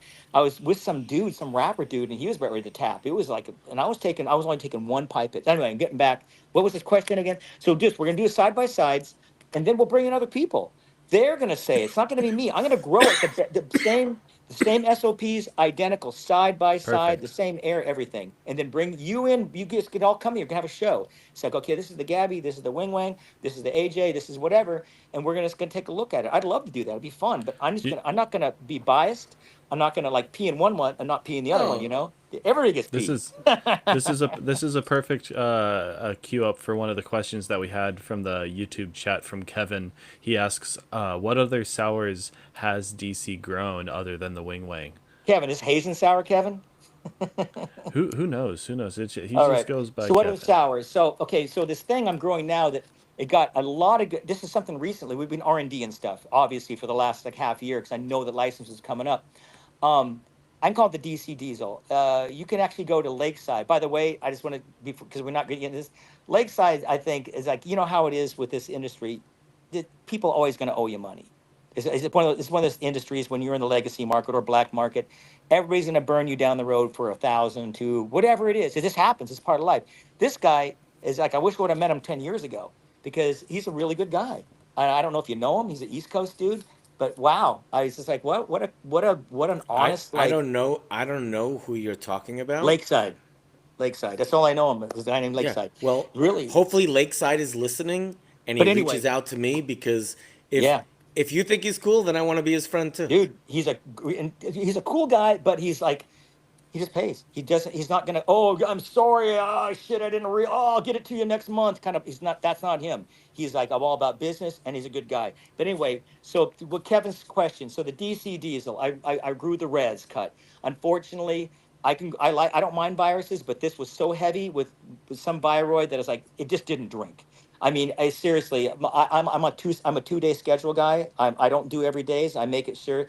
I like to. I'm a swing grower, so people know I grow. I'm not going to give specifics. I grow swings, and everything about my whole SOP is about swings. I don't. That's the way. If you get PM, if I get PM, I'm cutting down because I can't do what I do with powdery mildew. It's just like I'll take that loss.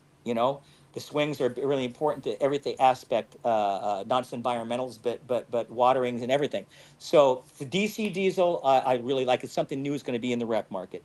The res cut, unfortunately, I had to get rid of because it wouldn't drink. I mean, 6 days. It was just, and it was little tiny fucking buds. It's probably hops or whatever.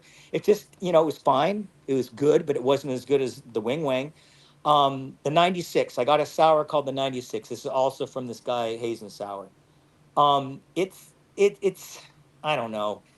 So the terp profile hits really quick with the way I dry, the way I cut down, the way my SOPs for drying and then curing. It needs to be sold so quickly, and then it seems like the terps just don't pick up. Where the Wing Wang with curing kind of picks up in time. That's why I like it. So there's a 96, there's the Wing Wang and the AJ 96, the Res. I have the EB, the East Bay, but I don't even call that a sour. It's got so much shit in it. What else do I got? The DC Diesel. Um, oh God! And now so plus then I got Uncle Doobie's a bag seed from a thing, and it was a herm, and they didn't think it was a herm at first, but under my conditions it hermed and it hermed twice in a row, so it threw some stuff, but it's a stinker. It's just I got rid of it because it just I can't have I don't mind if it's like a 4/5 nodal when just got a stress herm, like you just go find them and pull them off, but this was like it just didn't stop, so I had to get rid of it. But it seeded like 2 or 3 R&Ds ago, it seeded some stuff up, so I'm growing 2 of those, and I don't know what they're going to be. So far, I'm at day. I haven't. This is the first time they're getting into the room. I'm at day 9. No boys yet, but we haven't gotten the week 3 yet. The week 3 is Nice. usually when they start throwing the balls. So we'll So it see. sounds like you've grown a lot of sours, and you've seen a lot of Well, different and I, traits I that they think can there's people show. out there growing more sours than me. I mean, Fair, I just kind of fair. stick with what I know, with the ones I have. I'm not eager to bring in new stuff. In the future, I'm gonna be more of a seed guy. I don't know if you know, but I have a whole bunch of 1990 skunk seeds, like literally 10,000 of them. I don't. The guy that sealed him's dead. I don't know the provenance. I know he was a grower in the Delaware, PA area that was bi-coastal to Oregon and Delaware, PA, and that's all I know. He gave them to my friend when he had Alzheimer's, and the last thing he did is like freak out. He couldn't find his seeds because they're when I opened them up. This is before Food Savers. It was like 1990. He put them all in there, and he somehow got a vacuum in there. So when I finally got, it was like he did use the bathroom, that really strong smelling clear bathroom caulk. You know what I'm talking about, that stuff. He sealed it with 3 different things. When I finally got the seal off, I felt so they couldn't heat it up. I tried cracking them. I'm gonna let a pro do it when I get my grow. I'm gonna bring some guy in there to crack them because they're 1990 skunks. We'll see what they do. For sure. Yeah. Well, we do have another question just to get the ones out of the way that people have asked, and we haven't found out yet. But where did the name Wing Wang come Oh, from? that's the best story. Oh, this is So funny. before you say anything, there's 2 people that take credit for this already, And it sounds like I think you said now there's three people. So I'm Well, I'll tell glad you to the hear. story, how it kind of came about. So, I tell you, I worked with AJ from 2000 to like 2007. So it's a long, a good chunk of change. So one of the, we had satellites. So back in there, so I had a kid coming in 2004, so I had to stop growing at my loft. We moved to the loft downstairs, moved to like a place on Grand Street, place down in Cobble Hill, and then we finally found this place, and it's hilarious. Like, this would be a good walk, like back in the future when they're having cannabis tours. This is a one block street in, like, now it's East Williamsburg. I can't say the streets. There may be something going on there, but I doubt it. But it's seriously one block. So we called it the rec center because it was one of those. If it wasn't a grow, it would have been like a Puerto Rican garage. It's one of those one-story long tube things.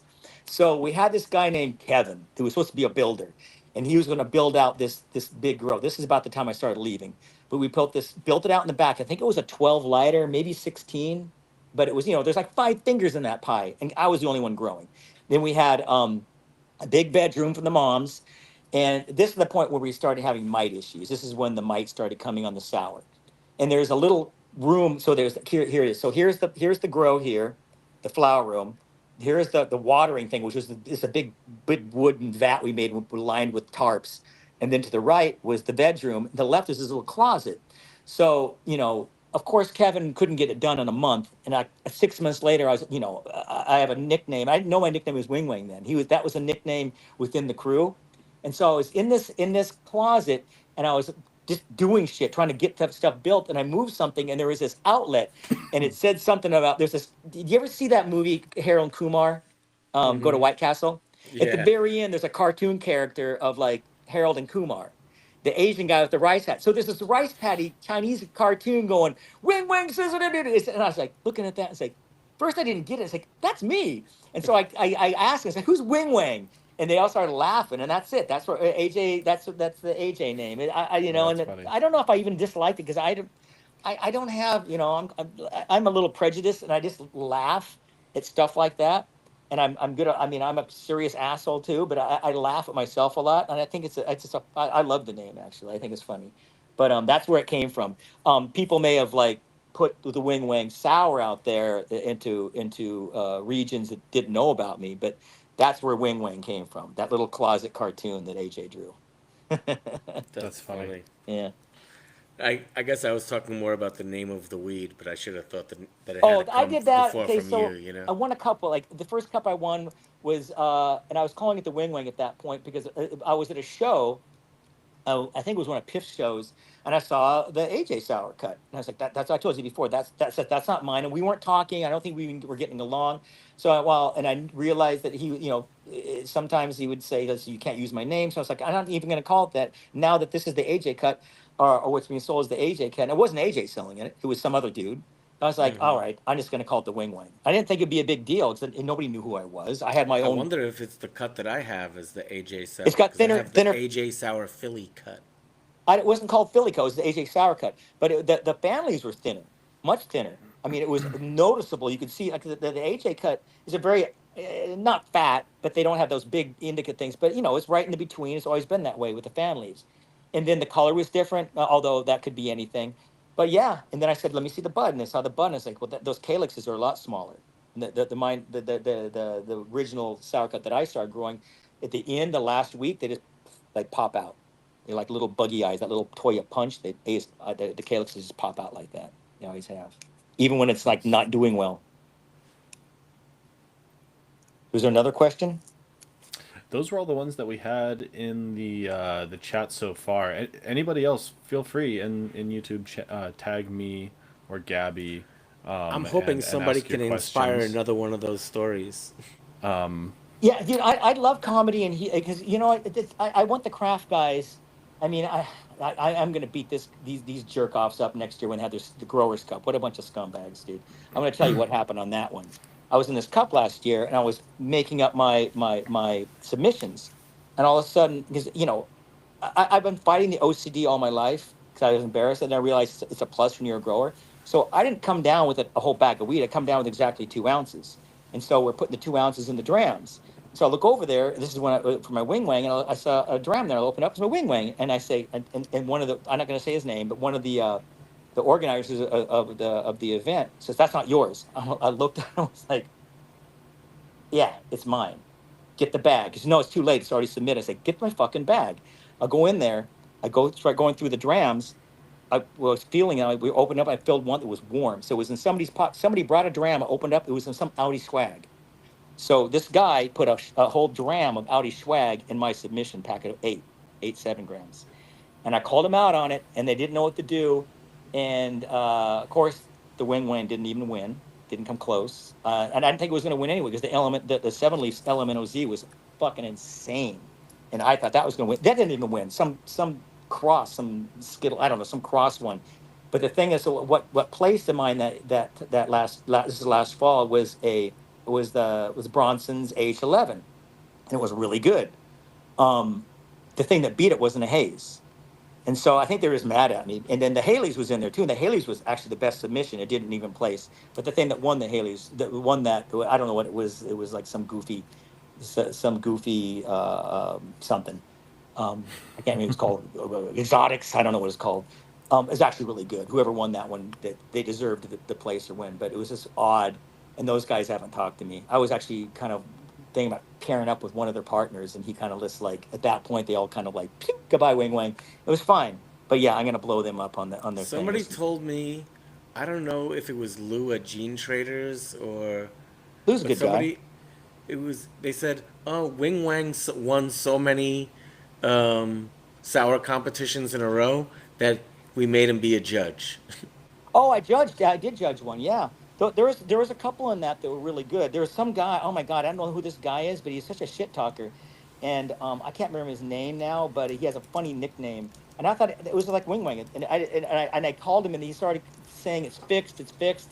I was like, listen, I'm not about fixing things, and plus, it just defeats the purpose. But I don't know this guy, but I called him by his nickname in chat, and everybody started laughing, and I said, what? Isn't that his nickname? He doesn't know that's his nickname. So, yeah, it Oh, was kind you of fun. just brought up a really funny story that I feel like we have to tell, that it's timely. Sure. So, excuse me. On some of my sour posts, people were commenting. Excuse me, I just took a hit before I started talking. They were commenting the best sour diesel is the John Pork sour diesel. I heard this story. I mean, it might be from you or somebody else, somebody recently. Well, no, it was the White Rabbit that he told me that people designed it as a psych op to distract people from all the sour talk. At first, he presented it like they were talking about um, like my sour, but then he's like, no, it's more than that. It's just like all the different sours that come out. But John Pork. It's a John, good name John though. Pork. yeah, so like the John Pork sour doesn't exist, but like, That's funny. yeah, honestly, I thought it was so funny that I was So thinking about it funny. for days, and I started posting on my Instagram that I just found out that the Gabby Staten Island is this John Pork It's the sour. John Pork. Exactly. It's just like I'm it done was a trimming good for now. joke. Who, I'm done trimming. if it was White Rabbit or whoever else was involved in that, that shit's funny. Yeah. That White was That is Rabbit's a funny. really funny funny. guy. He's like me, dude. He talks really fast. That's why I think that we're like, dude, He you ever almost seen him? talks as fast as you, not as fast. Oh, pretty close. That's the thing. He has a high frequency. That's why I think he's a good grower. But have you ever seen him in person? No, Okay. I mean, okay. I Yeah. literally spoke to him first time probably before he messaged you.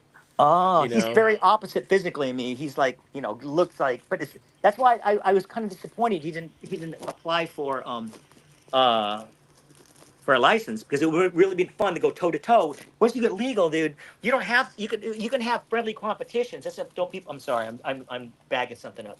no You don't worries. have to be like fighting all the time.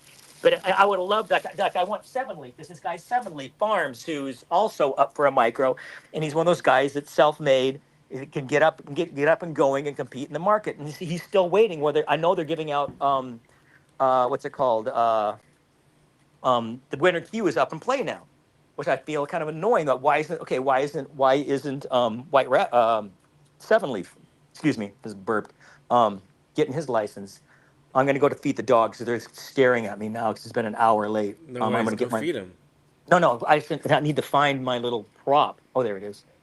My prop for my camera. But anyway, I'm sorry. I get scrambled really, really easily. All Um, good. so No what worries, was the next brother. question? Go. Do you need to go feed your dog a minute? No, Do I'm you going to want feed to them take a quick? on camera. Okay, And good. there used to be, I do this crazy thing where I start, my wife, my wife's not a morning person, and I do this thing where I start whistling this stupid tune, and I start doing a crescendo at the end, and the dog starts freaking out. I'm not going to do it now because it really So is the most ridiculous the thing you're ever going Pavlov's to see. dog. No, you need to Yeah, do it now. yeah. No, Here's my you got dogs. to Wait, do I it. can't do it. Here's one. This one's going to take his little horsey man and go beat the crap out of it while he's waiting for this food, and he's going to run back in. But I'm not going to whistle because it's a whole. No, we It's need a to hear the very. whistle. Can't do it. Can't do If it. you want to Sorry. feed the dogs properly, you got to do the whistle. No, it's like they're going to start barking, and it'll be. Okay, It'll don't be. do the whistle. But anyway, so going on, there's another question I thought. Yeah. So one of the people asked. They did delete their question, so I don't remember exactly what it was, but it was something about growing sours in alkaline organic substrates, and I think they were saying that they had like a high pH in their water, in their source water, but What's high pH? I think like 8.0 they said. But I think a better question would be is what are some of the styles that you've grown your sour cut in? Hydro, organic, living soil, water only, high EC, low EC for hydroponics. What are some of those different ways that you've grown it, and what do you think works the best? Like where did you find success there? Okay, well, again, I don't like to get into my SOPs, but I will say this. I will never grow any cannabis in a 5.8. I just feel like, why are you guys going so low? Back in the old days, but this was city water, you got to realize. And the city water back then, we weren't doing EC, we were doing PPMs in the 500. So, God, I've never been a big feeder. I think back in those days, depending on the time, I was never above like 1200 on the 500 ppm. The pH, I like going high, but not above 7. Every now at the last week, they say, oh, 7's where you want to go. And it's like, well, it just depends what the plant looks like times in the season. I use fresh air in the wintertime. Like right now, I'm dying for it to get cold so I can start bringing fresh air, but it's got to be snow on the ground. And I let that stuff blow in. So I made my ports downstairs. You'll see I have an 8-inch, and I foamed it, and it's surrounding a 5-inch, so you don't get all that condensation dripping everywhere. And they S curve right into my fans, but of course it can't be above 38 degrees in the high point any time of the day, or you're gonna screw yourself. But I love it, and that's the thing. So back to sour. So I was asked, when was it pulled down? You realize a lot of those best sours are like either they might be hitting the market or hitting the people's lungs at April, but those were pulled down, say March or February when it's cold. And a lot of those old sour guys are fresh airs. I know people, oh my God, you use fresh air? How can you? You got closed systems? Like, yeah, I use fresh air. Yeah, I've taken a beating before. You got to watch your outsides. You got to see your ports. You got to see when the PM comes in, where it's going. Then you shut it down. You just got to be aware of your outsides. But I love fresh air. And my new grow, the 5K, I'm not going to be using fresh air, but I'm going to be creating it myself. So, because people don't understand that air pressure and air movement are different things. Air pressure is just like a movement of air going from one to another side, and the plants like that. A lot of people don't understand that about any cannabis. You want to create that, and so once you have the money, you're talking a lot of excavation. You create those kind of spaces so you can do that with your cannabis. So you can clean. You're bringing in fresh air, but you're sending it to a place where you're going to UVC it for. It's going to be a low CFM. It's just creating this. The plant will get it. Maybe if you can't feel it, the plant will feel it, and there you go. You create it and you circulate, and you circle it down to an area that's going to be climate controlled, humidity controlled, and UVC'd. So yeah, is it foolproof? No, nothing's foolproof. You could have a bug, like you guys might walk in the doorway. We were walking in. It could come in on your legs. It's funny. Here's a funny story about when I was down in Delaware. So we walked down. When I got down there, it was just a mite fest. It was disgusting. And they had horrible herm problems. So I said, well, okay, hey, and the rooms are all pods, but 3 rooms. I said, all right, go turn the lights on in the room and room in this room. And so we turned the lights. He said, dark. I said, go in there. They had the light type. They use expandable foam. I was like, dude, well, there's your herm problem right there. It's like, oh my God, I never saw that before. So I started painting it. It's like, no, dude, you can't paint it out. You got to get some panda paper and just cover that whole like 100 feet of glowing glow. And then there was another issue they had too. Oh, I was telling about. So they had a bunch of guys. Had one scumbag who he was a bud trimmer the year before, and now he was going to be the lead grow for the area. And I was like, I couldn't handle it, with this guy. So he had this thing where he had his medical card because he had, what's it called, that thing that everybody gets, the digestion problem. You get a medical card for it. Ulcers? No. It's like IBS. you burp. Yeah, IBS. So all of a sudden, like every like out, he'd swallow air and burp. He had to go take a fucking hit.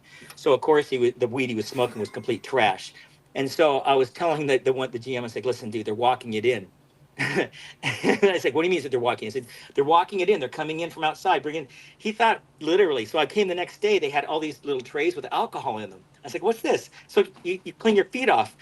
I was like, dude, they're walking it in on their chest. They're going to the cars. They're breaking up PM fucking Colorado, Oklahoma shitty weed, and they're coming in because you see where the PM starts. It's right by the doors. If the PM started back here, that might be a transplant issue, but it's always starting by the doors or where the water setup is, where they start doing we were hand watering like literally hundreds and hundreds of plants down there. We didn't have we didn't have our tables yet. And that's why they brought me in. They knew I could guerrilla grow this thing. And it was like, it was a big grow. It was but now they're doing great. They're doing great down there, those guys. But yeah, lot of funny stories with like going into the legal market, doing stuff. And I appreciate the job down there. Give me like an in to legal growing. Didn't have to So really. Good. no, it's all good. I just wanted to get back to get just a little bit more clarity on the question. But like, I guess as sort of just like an option A or an option B, have you had more success growing sours using Oh, like pure salts in a like an inert media, or something where it's like a living soil, or somewhere in between? okay. I've never done living soil. I will want. I would love to do that with somebody who knows what they're doing, but I'm not the person that's going to go. All right, I'm going to learn living soil and then take a stab at it. I'm going to bring somebody in that's been doing it for years, and then we'll see. I have a feeling that in the rec market, living soil is going to be problematic. The first couple grows, I'm sure it'll be great, but you have a issue. It's anti what way I grow because that everything is the medium. You have to keep it moist. So I don't grow that way, but I'm very curious to see how it turns out. Not the first one. The first one's going to be great. Not the second one. The third one, the fourth, and maybe the fifth if they're not blowing it, if they're not knocking down and starting over. I just feel like living soil, where it's a good selling point, and I'm sure the weed tastes great. I think it's going to have problems. Maybe it was mold, but yeah, no. So I've never done living soil. I have done what's it called, the little stones before. That's fun. That's fun. I mean, it's fun. I don't want to do it kind of cheap, and I tend to want to like save those little stones and clean them off, and I just know myself, and yeah. All right, here we go. 1 second. Hey, while he's gone, I want to say I I want to give a little shout out to my. Hey, Go ahead. DC, I'm giving a shout out to somebody. Okay. My buddy Mike and Shimpei. I used to work for them, and we used to grow sour in hydro systems. Like And it was Grodan hydro. no, they were well, actually yes, but not the normal way you use Grodan. It was a hydro system that was designed for clay pebbles, and Yeah. we put the Grodan croutons on top, and that Sure. would give because when you use the clay pebbles, if a pump shut off, the plant would die very quickly under the Yeah. lights. With the Grodan, it would give it some more time, but then the roots would grow into the bottom bucket. Okay, and it was just a crazy. We were talking about different methods Do you that like it sour was though? I mean, grown. I mean, This method, we would get 1 pound trees huh. indoors with giant buds. It was just, it was How long crazy. did you veg? They vegged for a month. That's it? Okay, yeah. They vegged Huh. for a month. and honestly, it was too long. Wow. Actually, it What could were have you using? General Hydro? What was the what was the general hydroponics, huh? and double-ended high-pressure sodiums. But at that place, you know, when I was hired there, what they said is they said, "Hey, look, we know that you're a good grower and that you can manage people and stuff. We just want you to follow our system. We want you to do it like this." Why? And it was like the hardest thing for me because this system was crazy. They grew wall to wall plants, okay, and we were on our hands and knees crawling through these Oh, aisles to make dude. sure that Oh, not a single drip ring, because the plants were a pound plant. So if one drip ring gets unplugged or clogged, you lose a pound. You're fucked. Yeah. So every uh, single day, we would have to crawl through the room and inspect every single drip ring to make sure that everything was dripping, and it was psychotic. But how to many this day, plants? How many plants? my buddy might be listening, so maybe he'll answer. I remember that it was 100 lights in a room. Oh my God, You dude! What a know, how old were you? I would have That's fucking. awful. Were yeah. you on? Were you on? Yeah, at least they gave you sponge pads for your knees, right? Oh yeah, we had knee pads, Oh and God, we had what some this young we had some young people working there too. should But I dude? What this mean, is what you do. You have to get half chicks, and they say, listen, unfortunately, this isn't sexual harassment. You have to be topless because of the bug problems. I'm no, I'm there a was no pig, dude. women. It's Oh, funny. Yeah, but the truth is that was, and so like now when I think of sour, it's like I remember that cut that we grew for so many years was that out here or is that out west? in California. Yeah. Wow. So Callie, I was just there for that 1 month, and it's like we can. If there's no questions right now, I want to get into the climates. So you realize that. So we have this I rollout wanted in New to talk York. about that too. They had this rollout in New York. So I started ranting on this earlier with this Are you whole talking this. about the political climate of cannabis? Well, it's kind of both. It affects both. So what they did is instead of giving us the 600 micros, they flipped it and said, okay, we're going to elongate the hemp guys, all these Audi guys. And I was like, are you Mm-hmm. fucking kidding me? This is going to be a failure. So they're using all these, and these idiots coming from out of state, they're all using West Coast. These are all high desert areas. You're talking Northern Cali, which isn't really high desert, but it's dry. It's more conifer than deciduous growth. I mean, I know there's PM, they have grapes up there and stuff, but you're talking Eastern Oregon is like that if you're doing the natural light thing, that's super high desert. I mean, that swings there are insane. So they can do some good Audi there. I mean, the Kelvin there is a lot lower because it's not as cloudy. So you're talking like instead of when the clouds are out there, you might be hitting 8 to 85, 100. Where when it's blue sky, it's like more like 65 to 7. So I mean, I just think that I've seen, in my opinion, the higher it is, the more leaf you're going to be making. And so there's a reason why the Audi guys out here, you see their beautiful plants and grow, but you don't see their finished flower until they're on a 90-day terms in somebody's dispo. But it's just this isn't the out New York is not the place to do outdoor. Like they might get lucky. We had this, they got washed out this whole year, but they may still get a cool dry finish. We'll see. You know, We've had such terrible weather out here in Oregon too this year. Just like what town rain are you every in? Corvallis. Oh, But nice. we get rain like we've had it almost every other week for the past Yeah, but you go over month. the other side. I mean, over like I'm from Oh, Eastern sure. Washington. It's like they don't even if they get rain, it's like it just evaporates. You go look at the eastern slope of like Idaho, Oregon, Washington. It could rain and it has, and then the next day it's like it never rained. It Yeah. just soaks in. It's all sand and rock. We got It's someone great in for the weed. we got someone in the chat asking you to talk about the Limburger and the Oh, Nigerian haze. that's got to be White Rabbit. He's just coming incognito. So Someone listen, named I John Wiggins. That's okay. Well, I don't want That's to give out him? his name. well, no, but everyone, Ooh. before you answer that question, if you're friends with the White Rabbit, I put his name in my phone as John Pork.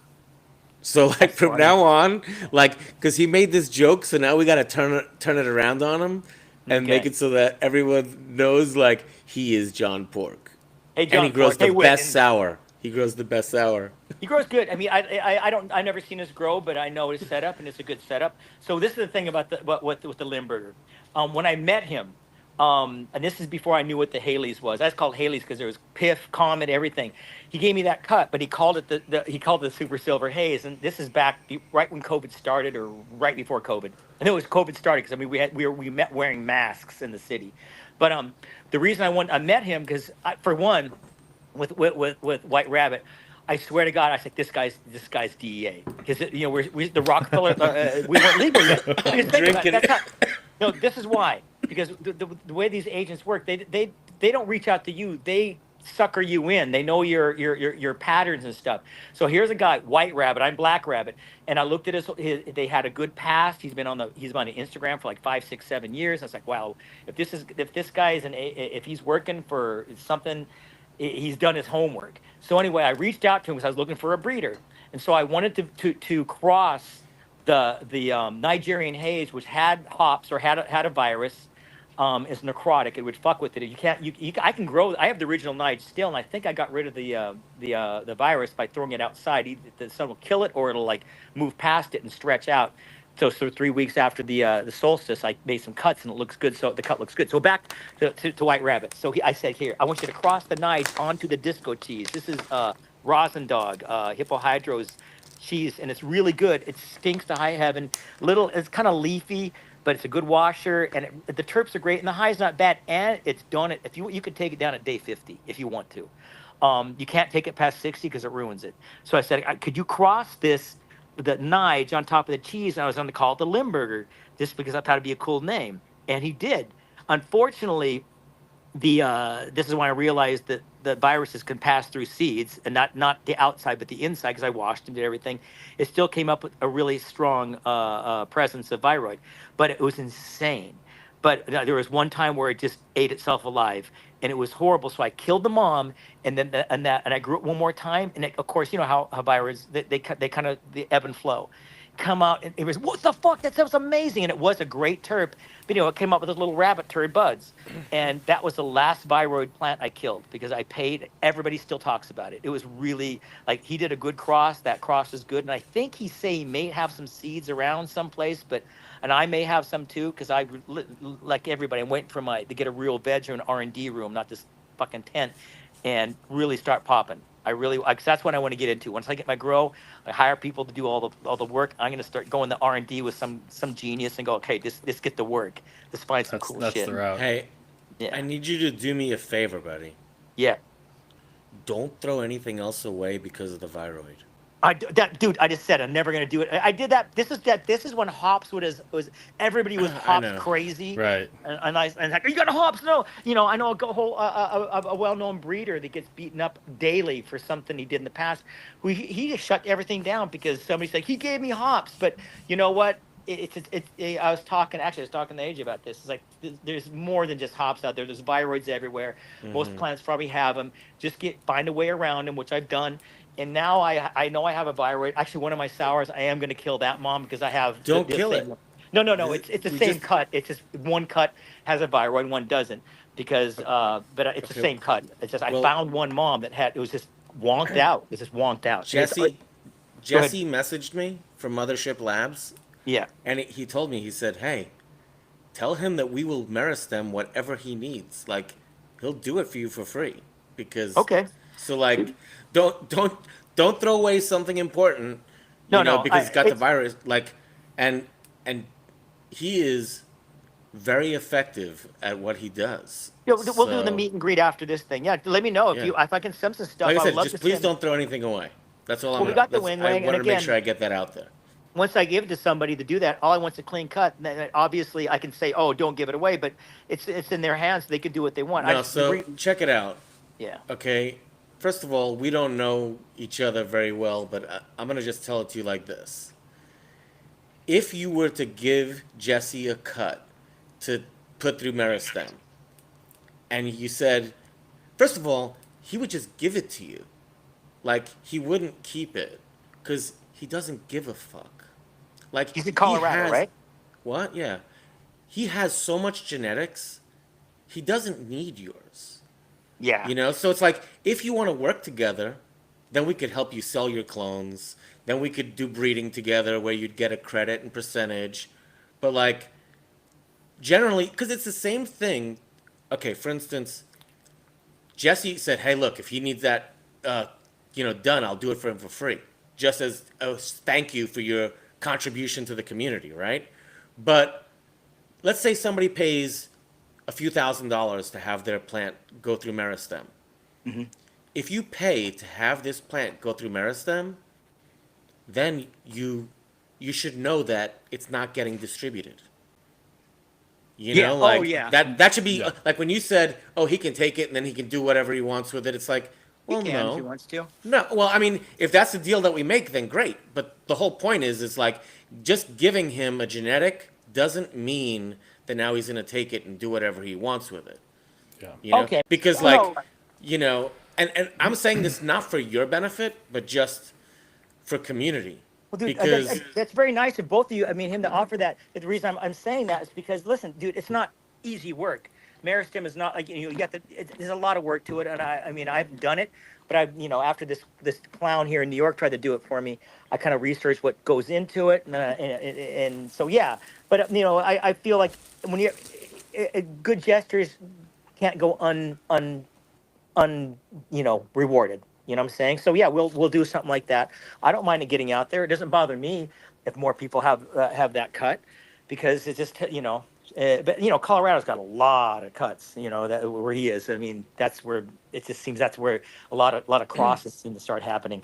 Oh, this is what the heck? Where did that come from? well, the sour that I have, it may be yours, right? It may be the same cut, right? Maybe. But it did go through tissue culture, and it grows like because like I said, I have the one that we've had forever that it doesn't have that same vigor. Do you? Like this new one. And so when we put the one that you have through tissue culture, it could improve it simply by, if you do have the viroid or other viroids that we're not testing for, it can get rid of those. And Sure, I'd love one to. thing I want to do, if I can take a moment, guys, is I want to encourage you and people to use tissue culture as a tool and not think that it's something that we talked earlier about you setting up a lab and you're like, well, I'm not ready to do it yet, I need to have a space, and everyone has that same answer that they have to build this perfect space to do tissue culture. Well, I'm going to do tissue culture right here in my kitchen, and then I'm Well, I going to don't put want to it put it in in a my shelf in my basement. garage. But the thing is this: if you are starting seeds, the best thing you could do is start them in tissue culture, okay? And then have them in tissue culture while you're figuring out which one of these you want to grow. That way you're going to preserve all of the lines. What happens often is we lose the males, right? Yeah. Because if you don't tissue culture a male, you can put it in your bedroom under 24 hours light. Eventually that thing's going to shoot its load. Yeah. You can't stop it. And you can try to clone off it and clone off it and clone off it, but like you could end up in a situation where that happens. And so the best thing to do is put it all in tissue culture. And it's really not that hard. It I bought a flow hood just yesterday for What are they asking? $100. Really? Where'd you How get it big was from? this? It was on Facebook Marketplace because there's a whole bunch of mushroom growers that are giving up on growing mushrooms because there was a mushroom boom where the price went up and everyone was thinking, oh, I should grow mushrooms. Then there was all these mega farms that came in and the price of mushrooms dropped to nothing, and all these home growers have all this gear. But I'm gonna actually grab it to show it to you guys. But it cost me $100. That's the Wow. biggest. And prior to that, and I'm going to do a demonstration here, as well. I used to do tissue culture in a Rubbermaid Tough Box turned on its side. And we used to do that in my retail store with the front door opening, and everything always worked. Huh. And Hey, so people are so scared of doing this that they let things get lost. And getting back, I want to give them a shout out again because I think they're listening. But like my bosses Shinpei and Mike, they eventually stopped growing the sour because it had the viroid really bad, and so then they started moving to other stuff. But really, and they got rid of the clone. Excuse me. But you know, now we learned with like how everyone's like, oh my god, the sour's not the way it used to be. We're making a full circle to what the conversation was before about epigenetic changes. Tissue culture will not change epigenetic changes to the plant, right? No. So when the plant gets old and you put it through meristem, you might clean it of some disease. You might clean it virus and powdery mildew and other pests. And by doing that, you can make the plant happier, but you don't turn back the clock, Yeah, you know what? right? That's exactly So right. like Yeah. now what's important to note is that if you tissue culture from the time you have a seedling, you have stopped the clock effectively. Or slowing it down significantly because it's not going through those epigenetic changes, right? So Right. keeping your genetics in tissue culture, okay, this is how we're going to preserve stuff and not have this conversation of do you have the real sour diesel or do you have the real Skittles, Chem 91, don't call I it mean, a VA cut. I for had to get that space in one alone, time. for space alone, tissue culture is awesome because you can just keep all of your backups. Let's say you're doing a pheno hunt in a super small space, but then also like, yeah, you should consider what you just said always and say what I'm tissue culturing is a snapshot of the plant right now, and then when I come back to this tissue culture 2, 3, 4, 5, 6 years down the line, I'm going to 20. be pulling 20 years, sure. I'm going to be pulling it back out at the stage at which I entered it into the tissue culture. So don't enter stuff into tissue culture if you're not already happy with the plant when it produces a healthy crop. Like if it's already got hops latent viroid or something like that, then you're probably thinking, oh, I'm bringing it back to where it was before it got the virus. And that is doable. But you can't say, oh, I'm going to bring it back to where it was before then and then maybe To take another 10 2002. years off of its life from when I was banging out fucking 4-lighters in my garage in 2002. That's not going to happen. You're never going to get that cutback if it was different by the time that it got hops latent viroid. Hey, I have a question because you have that Chem 91 shirt on. I've got this it was supposed to be Chem 91. At day 50, it goes purple. Not purple, but it starts purpling up. What is that? It was supposed to be from the guy. This is the story I heard. I think I mentioned this to you. It's supposed to be from, what's his name, Gary or Greg? Who's the guy, the Chem 91 guy? Greg? Greg.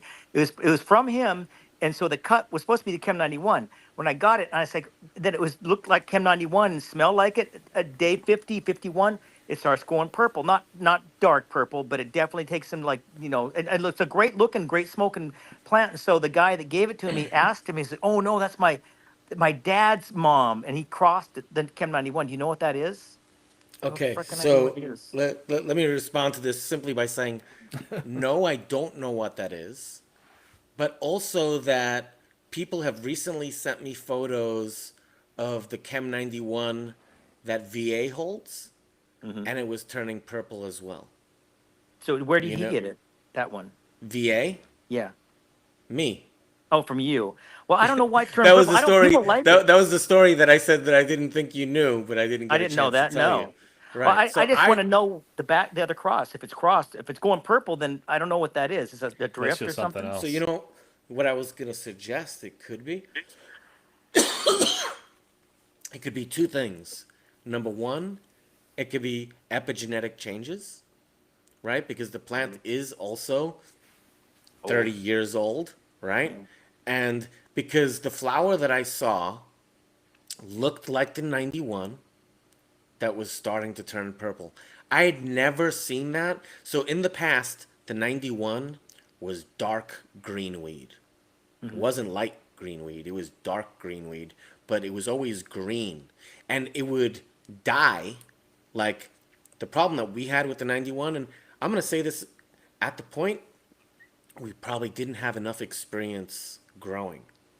Okay? Because, you know, particularly when I was trying to grow it organically initially. But the plant would deteriorate, all the leaves would die before the bud would finish, you know? And then when we started growing it hydro, then we could get it to finish, but I still don't think at that point we had ever really grown it, you know, like to where it was a happy, healthy How, plant. It what, was how many? always What was your it was always a flowering? very difficult plant to grow. Huh? Well, mine starts to like it does wean off like the fan leaves. Like I start like weaning off. Weaning. I don't do flushes anymore, but I like weaning it off and moving for the last 10 days. Everything's pretty green. I have this, but it seems to like that with that. What's the other one? Oh, the East Bay. I have. They both start like showing deficiencies. I just let them go. I don't give a shit. But that 91, people like it. They love it. It's just like I'm just kind of like feel like an idiot. It's like I don't know what the cross is, and maybe it's Well, not a cross. Maybe you're right. Maybe that's what's going on. so let me put it to you this way. If you're ready to be a test grower, I have the cut from Greg, I have the cut from Jason, and, you know, from 6 other people as well, you know, and the thing is, I haven't been able to grow them. Okay, I haven't been able to flower them. I don't have a flowering space, Oh, you know. So I have acquired, you know, like Greg sent me the cut. He had that guy from Maine who's been holding it forever gave me a cut, and he gave Greg a cut as well. And then I also got it from Greg's dispensary, which I wish I could remember, the Smash Hits. Somebody picked it up at Smash Hits when they were selling it, and they sent it to me. And like I said, I got it from VA. So, oh, but you know what I was remembering is from the leaf morphology, the one that looks the most correct to what I remember is the Farmer Joe. So I was given the Farmer Joe cut, and when I look at it, the way it grows, the way the leaves look, that's what that's what I remember the Chem 91 looking like. And the ones that I got from VA and from Greg, they don't look exactly like that. And could it be epigenetic changes over 20 years and, you know, a million other things? You know, for sure. But like I said, the 3 of those plants don't look the same in veg. And, you know, I'm I'm happy to send them off to you if you want to grow them. And you could do the sour side by side, and you can do the 91 side by side. You, until I get out here, you're my unpaid tester, and let's do the and you Gabby still have to movement. send me flour, or at least I have to be able to get flour when I go to New York to Allegedly. to do the test. Yeah, Yeah, I'm a licensed guy now. But you know what? The thing is, like, this is I'll a cool buy the thing. shit. Just I have know. it there for me. Allegedly. Well, this is the thing. Once I get my real grow, we have the R&D room. Right now, they're going to say, you're supposed to throw all that away now. Yeah, okay. I'm going to be R&D. That's what I want to do. That's what I Honestly, want to be my profession. that's what I want to do is I'm the the R&D R guy and D now. guy. No, That's you all I don't want to do. smoke. You're I not don't care. qualified, bro. I want to You're grow, not dude. I just want to qualified. grow. I am qualified. I You want to don't grow it. smoke. You Doesn't can't matter. smoke enough. Oh, you You can. said it I do. yourself. No, I do. To be the R I and have, D guy, to be dude. the R and D guy, you got to be No, able the to smoke. growing the R&D. I want if I grow the Oh stuff, Grow like yeah, popping the R&D. that is the seeds and best stuff. job. No, that's what I No, want to do. I once want to we pop. teach you how to do tissue culture, you're gonna be like the wizard. You're gonna move so fucking fast like a Dude. samurai and shit. Hey, hey I, guys. I'll learn to Yeah. do it, but I'm gonna be running I'm gonna have people. I'm gonna Are hire. we You're gonna gonna get have cut somebody. off, Nick? No, You we're are. not going to get cut off, but I just wanted to let y'all know that we are at 2.5 hours here. Oh shit. Yeah, I'm not so ready to stop, but I'm fine with going again, like for another half hour or so. But let's just keep that in mind. Oh. And what other thoughts do you guys have on I like, I want to say something. yeah, get We're to it. never going to be able to finish this conversation in 30 minutes. So I'm hoping that we can get Doug to come back real soon and Sure. do this again. And just so you know, Doug, normally we we'll record these podcasts and then edit them and then release them. Like in my case, it could be weeks, months. Um, but we decided to do this one live, and I Hmm. think it went pretty good. Yeah, Oh, it's people live. like it. Oh, awesome. Yeah. Yeah, we got No, oh, you didn't know it 143 was live? people viewing right now. I love these things. Like I said, I'm never ever gonna judge another cup. But these things are always fun because there's a lot more stories from the old. I called it. I think one of our texts, the bad old days. I mean, the stuff that we went through. I mean, you remember the stuff we went through to grow 4 fucking lights of weed was insane. Like the dirt. I mean, everything about growing back then. I mean, you have like people that worked for Con Ed working with police to rat you out. I mean, it was crazy back in the old days. I mean, because cops loved that. It was an easy bust. And it was just a whole different time. Like a lot of these young guys in their 30s and 20s, 30s, they have no idea that where these white hairs come from. I'm sorry, dude. I wasn't even looking at the screen. Let me see that. Get my fucking glasses on. Let me see. Throw that at me again. Yeah, those are chunky. Dude, that looks like that's some heavy doing. What's your light, like your par on that? Do you have an idea what the par is on that?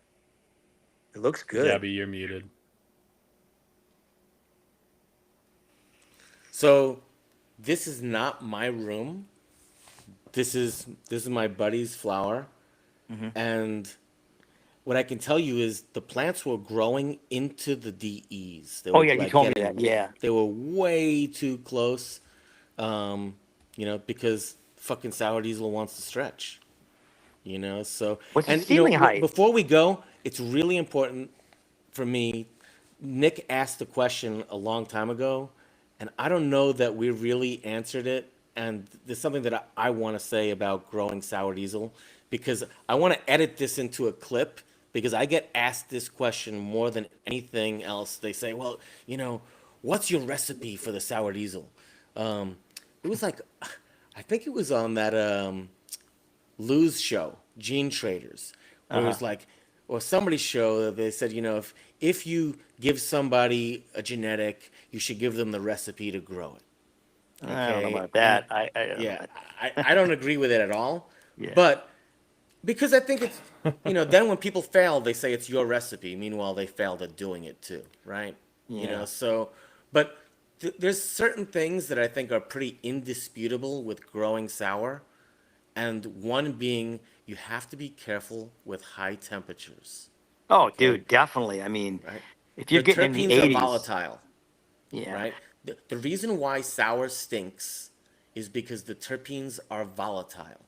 And so, that just means they want to evaporate into the air and make the room stink. And if that keeps happening, it's like a reservoir that's getting depleted, depleted, and depleted till that sour doesn't stink. Yeah. And warm temperatures, they make that happen They burn. faster, I mean, they burn right? the trikes off.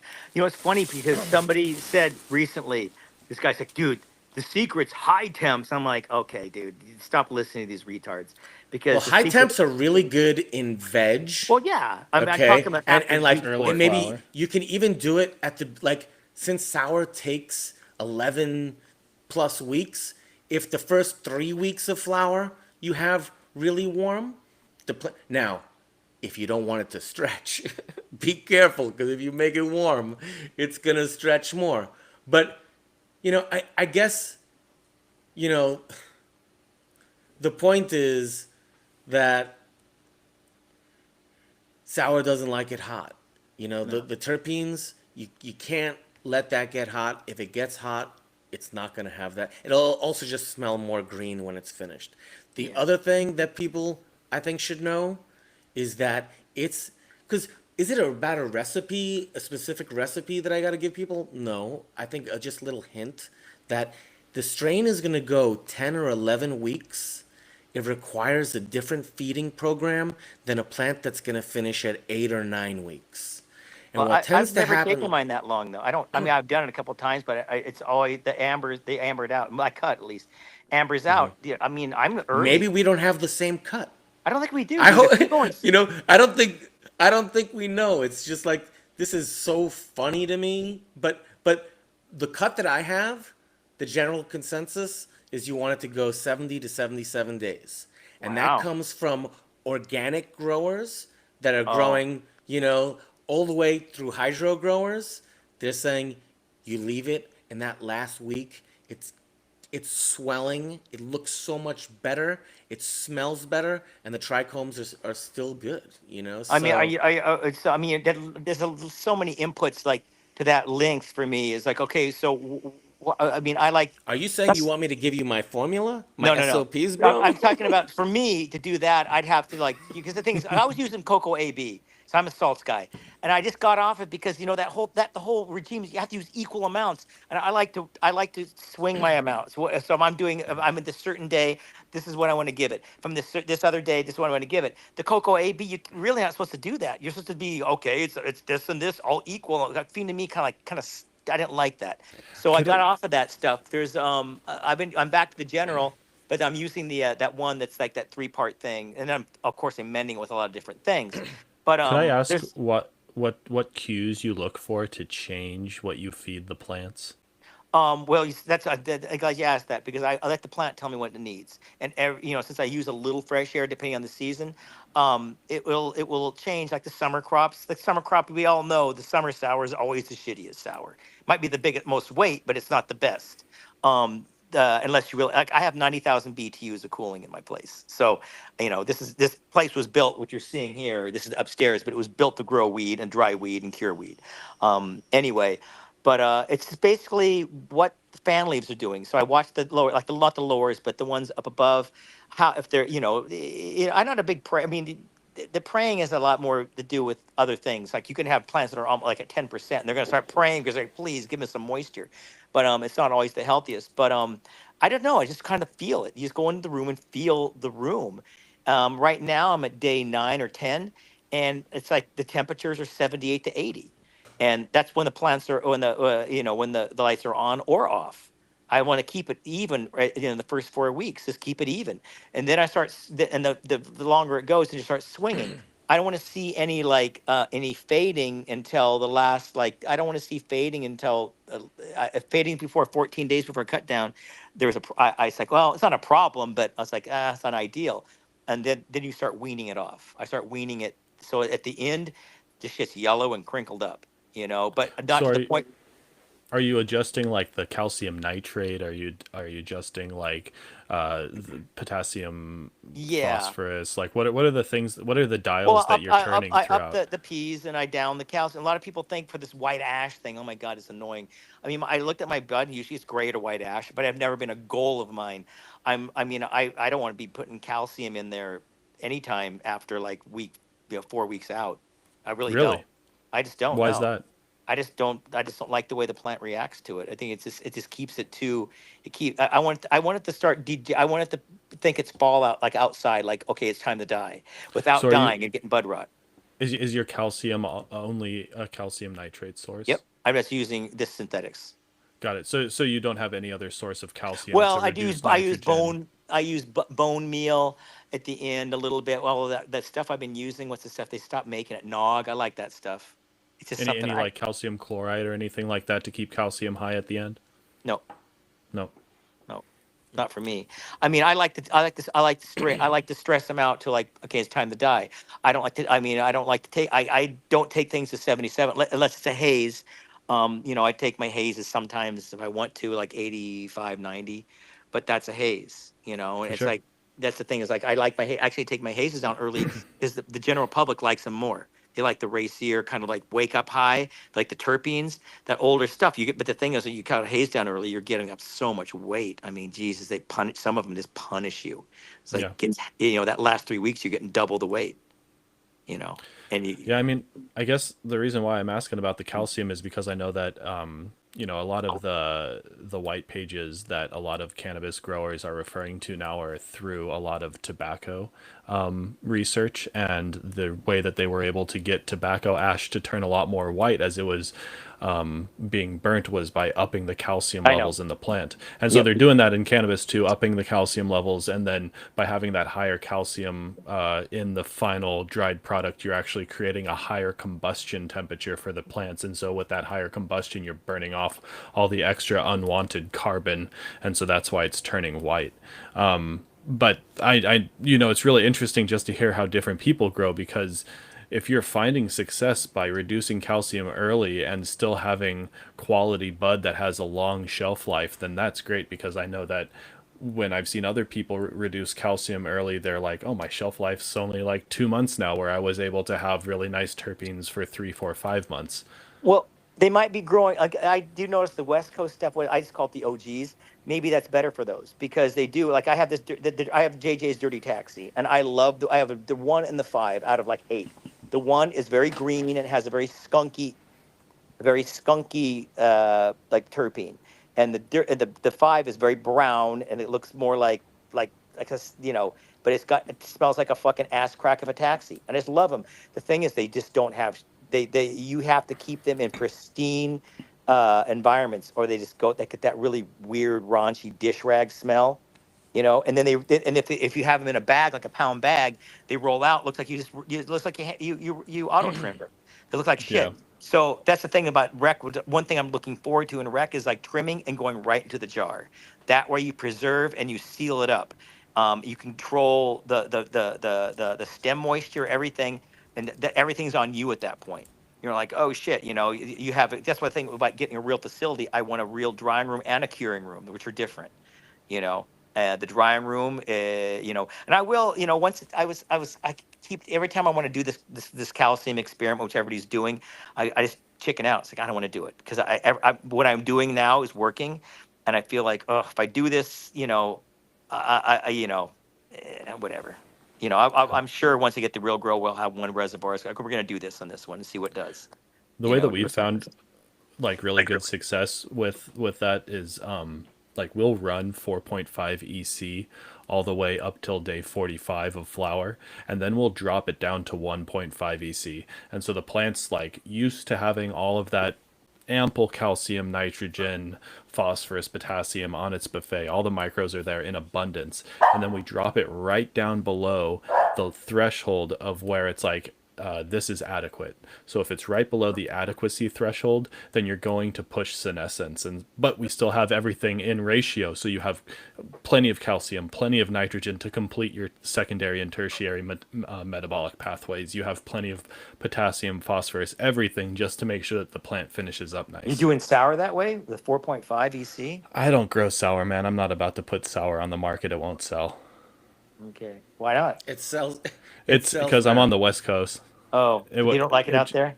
No, I mean I think everybody it's wants making a purple candy comeback. gas, at least because I'm not selling directly to consumers, right? I'm selling to people who are selling to consumers or selling to people who are going to sell to consumers. So they want something that they can show off in a bag.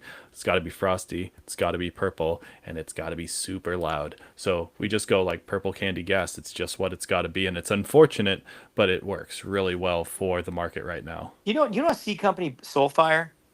Yeah, You heard of them? Okay, so we had a friend of mine, his sister. She's a cannabis person named Patricia. She passed away during COVID, but not of COVID. She had cancer. So we made a strain. We did a big comp with the strain, and the one that won was a perp. And I'm not a big perp fan, but this one, I mean, these are the heady guys out here, and they go, "What's up with that tishy fishy?" And I was like, "Do you like that?" I says, "Dude, it's just, the thing is, I just like it because it won. It's one out of 16 strains. It won, and it came from Soulfire. I called it Soulfire, and I realized I don't know who they were. So the label fell off. So I thought it was called. So we called one Soulfire one. So one said Soulfire two, and so two we just threw away. It was good, but it wasn't good as Soulfire one. And but we don't know what it was, but it's definitely like the stems like purple. The nugs are like rocks. It weighs a lot, and it's really heavy. It's got a real thunker high. But I'm gonna release it's coming out in a decent batch. But the one I just I saw you the picture of I sent this morning. There's gonna be like a whole row. I think we're gonna have 20 plants of the tissue, for and sure. I yeah, mean, so I we're would be if I had the choice though, right? Like I would be smoking a lot other like a lot wider of variety, and if I ever do grow for myself or if I get it from buddies that are growing, it's never that, it's never what the market wants when it comes to like what the commercial guys are selling. I don't know why Well, the East Coast and West Coast are so different because you're right. All the out there, it's got to be frosty and it's gonna be perps or the crosses, the fruity stuff. Really, that's what people want out the West Coast. Out here, it's more. It seems. I mean, not the general public, but the snobbers out here, they like hazes, they like sours or real I mean, skunk. that's awesome. But Mhm. if they really want a real haze, then I would hope that they're paying their growers well. Because if someone's growing a 14, 15 week plant and people are still saying, "Hey, I still want that," that the same price for the lemon cherry gelatos that I'm getting, then they're Yeah, kind of they're fucking that getting grower paid over good for pretty They're hard. getting paid good for the haze. The yeah. Yeah. grower or the Yeah, the distributor, growers. right? The growers. The Yeah. growers. We're doing okay. I'm right now. I'm at 30. I'm an a wholesaling. This is the agreement I have.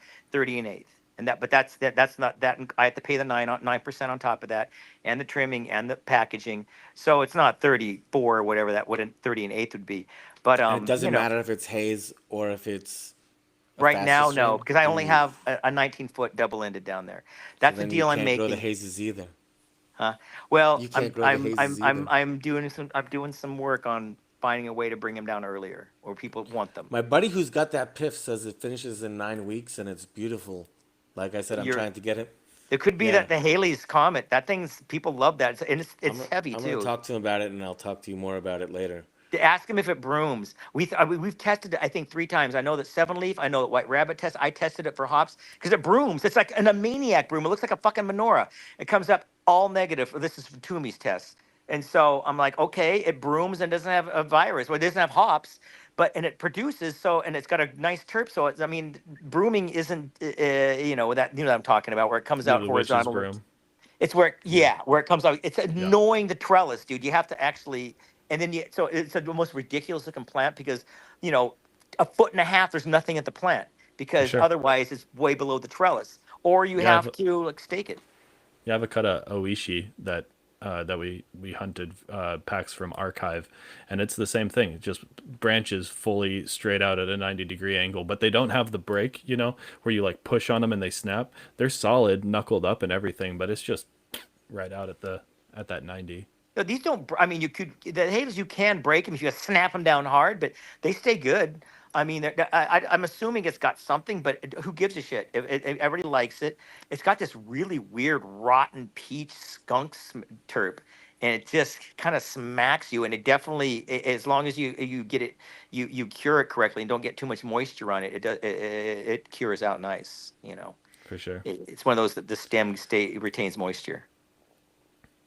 I mean, it's just kind of thinking about also like the plants that you grow for the market versus the plants that you grow for your head stash. Gabby's talked all the time about back in the day the Chem 91 was not for the market. That was for the head stash.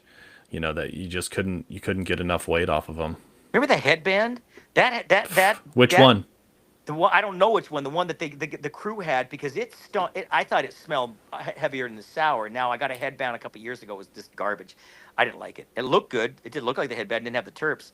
But I'm like, what happened? It was a reeker. I mean, that thing was just stunk. It just wasn't the same high. Back then I Yeah. was kind of smoking more.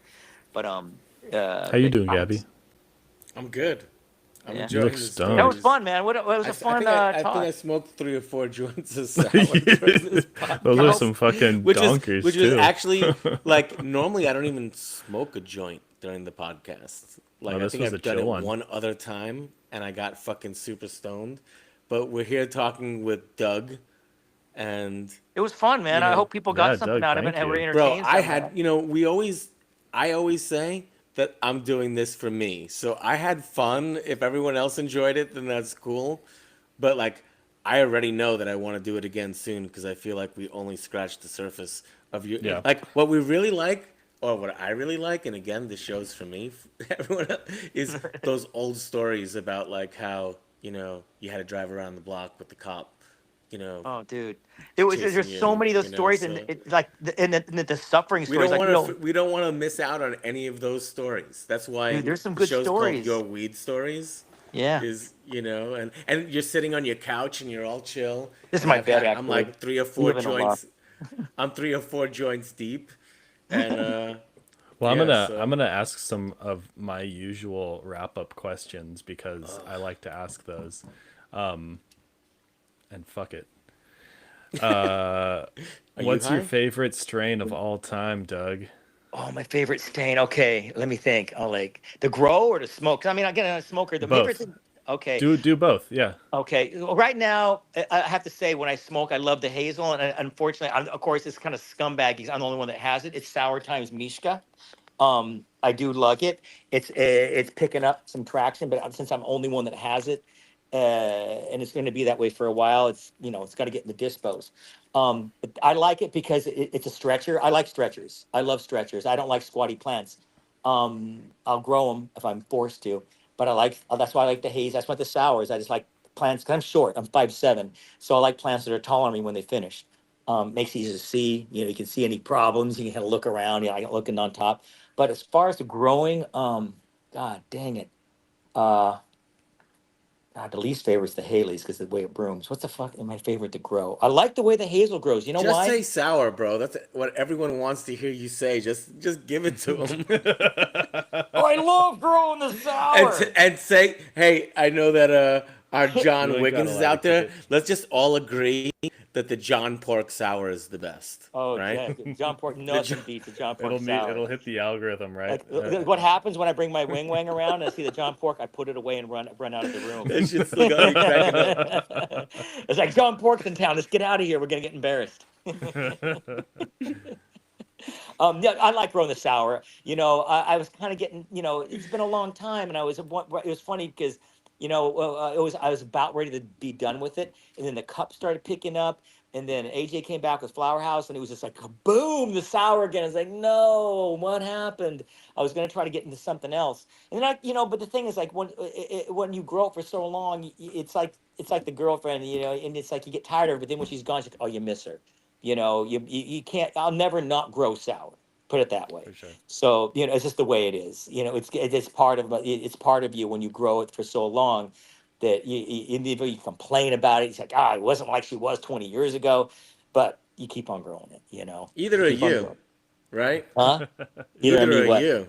Either am I You're what? not Same like as you you were were 20 20 years years ago, ago. right? Oh, dude, none of us. I like I the wish I knew. Barbarella thing. I think I could speak for everyone listening and that will listen. Is that I wish I knew you 20 years ago.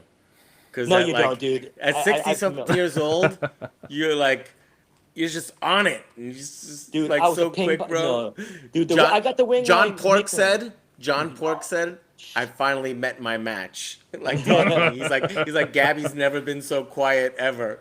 Dude, I'm fucking, dude, I mean, I'm older now, and I have slowed down a bit, but and people say, no, you haven't, but I feel like if you would have met me when I was in my 20s or 30s, yeah, it's like, I can't be around that guy. It's just too much. I had no, like, I tried to be cool and be mellow, but it's like, it's pulling a rubber band back like that. Sooner or later, that rubber band's gonna snap, and it's gonna be full on wing, but like times 100 because you can't stop who you are. When I was young, it's like, I You Full wish I on was can't wing stop the cool. wang. wing wang. I know. I always wish I was a cool guy. Like it could be like my son is such a mellow, cool dude. I I'm think you're so so cool. yeah, well, cool I mean, in a crazy way. I know who I am, That's dude. fine. I me That too. embrace it now. You you know. have to be a grower, right? In a Yeah, commercial setting. yeah. Hey, You and you gotta know, be Speaking, you. you say you hate people, but Yeah, you've not a been people so person. nice. You've been so nice to us, bro. So Well, yeah, you but you have it guys, in it. we're You have it cannabis in you. people. We're cannabis people, dude. I'm talking in general public.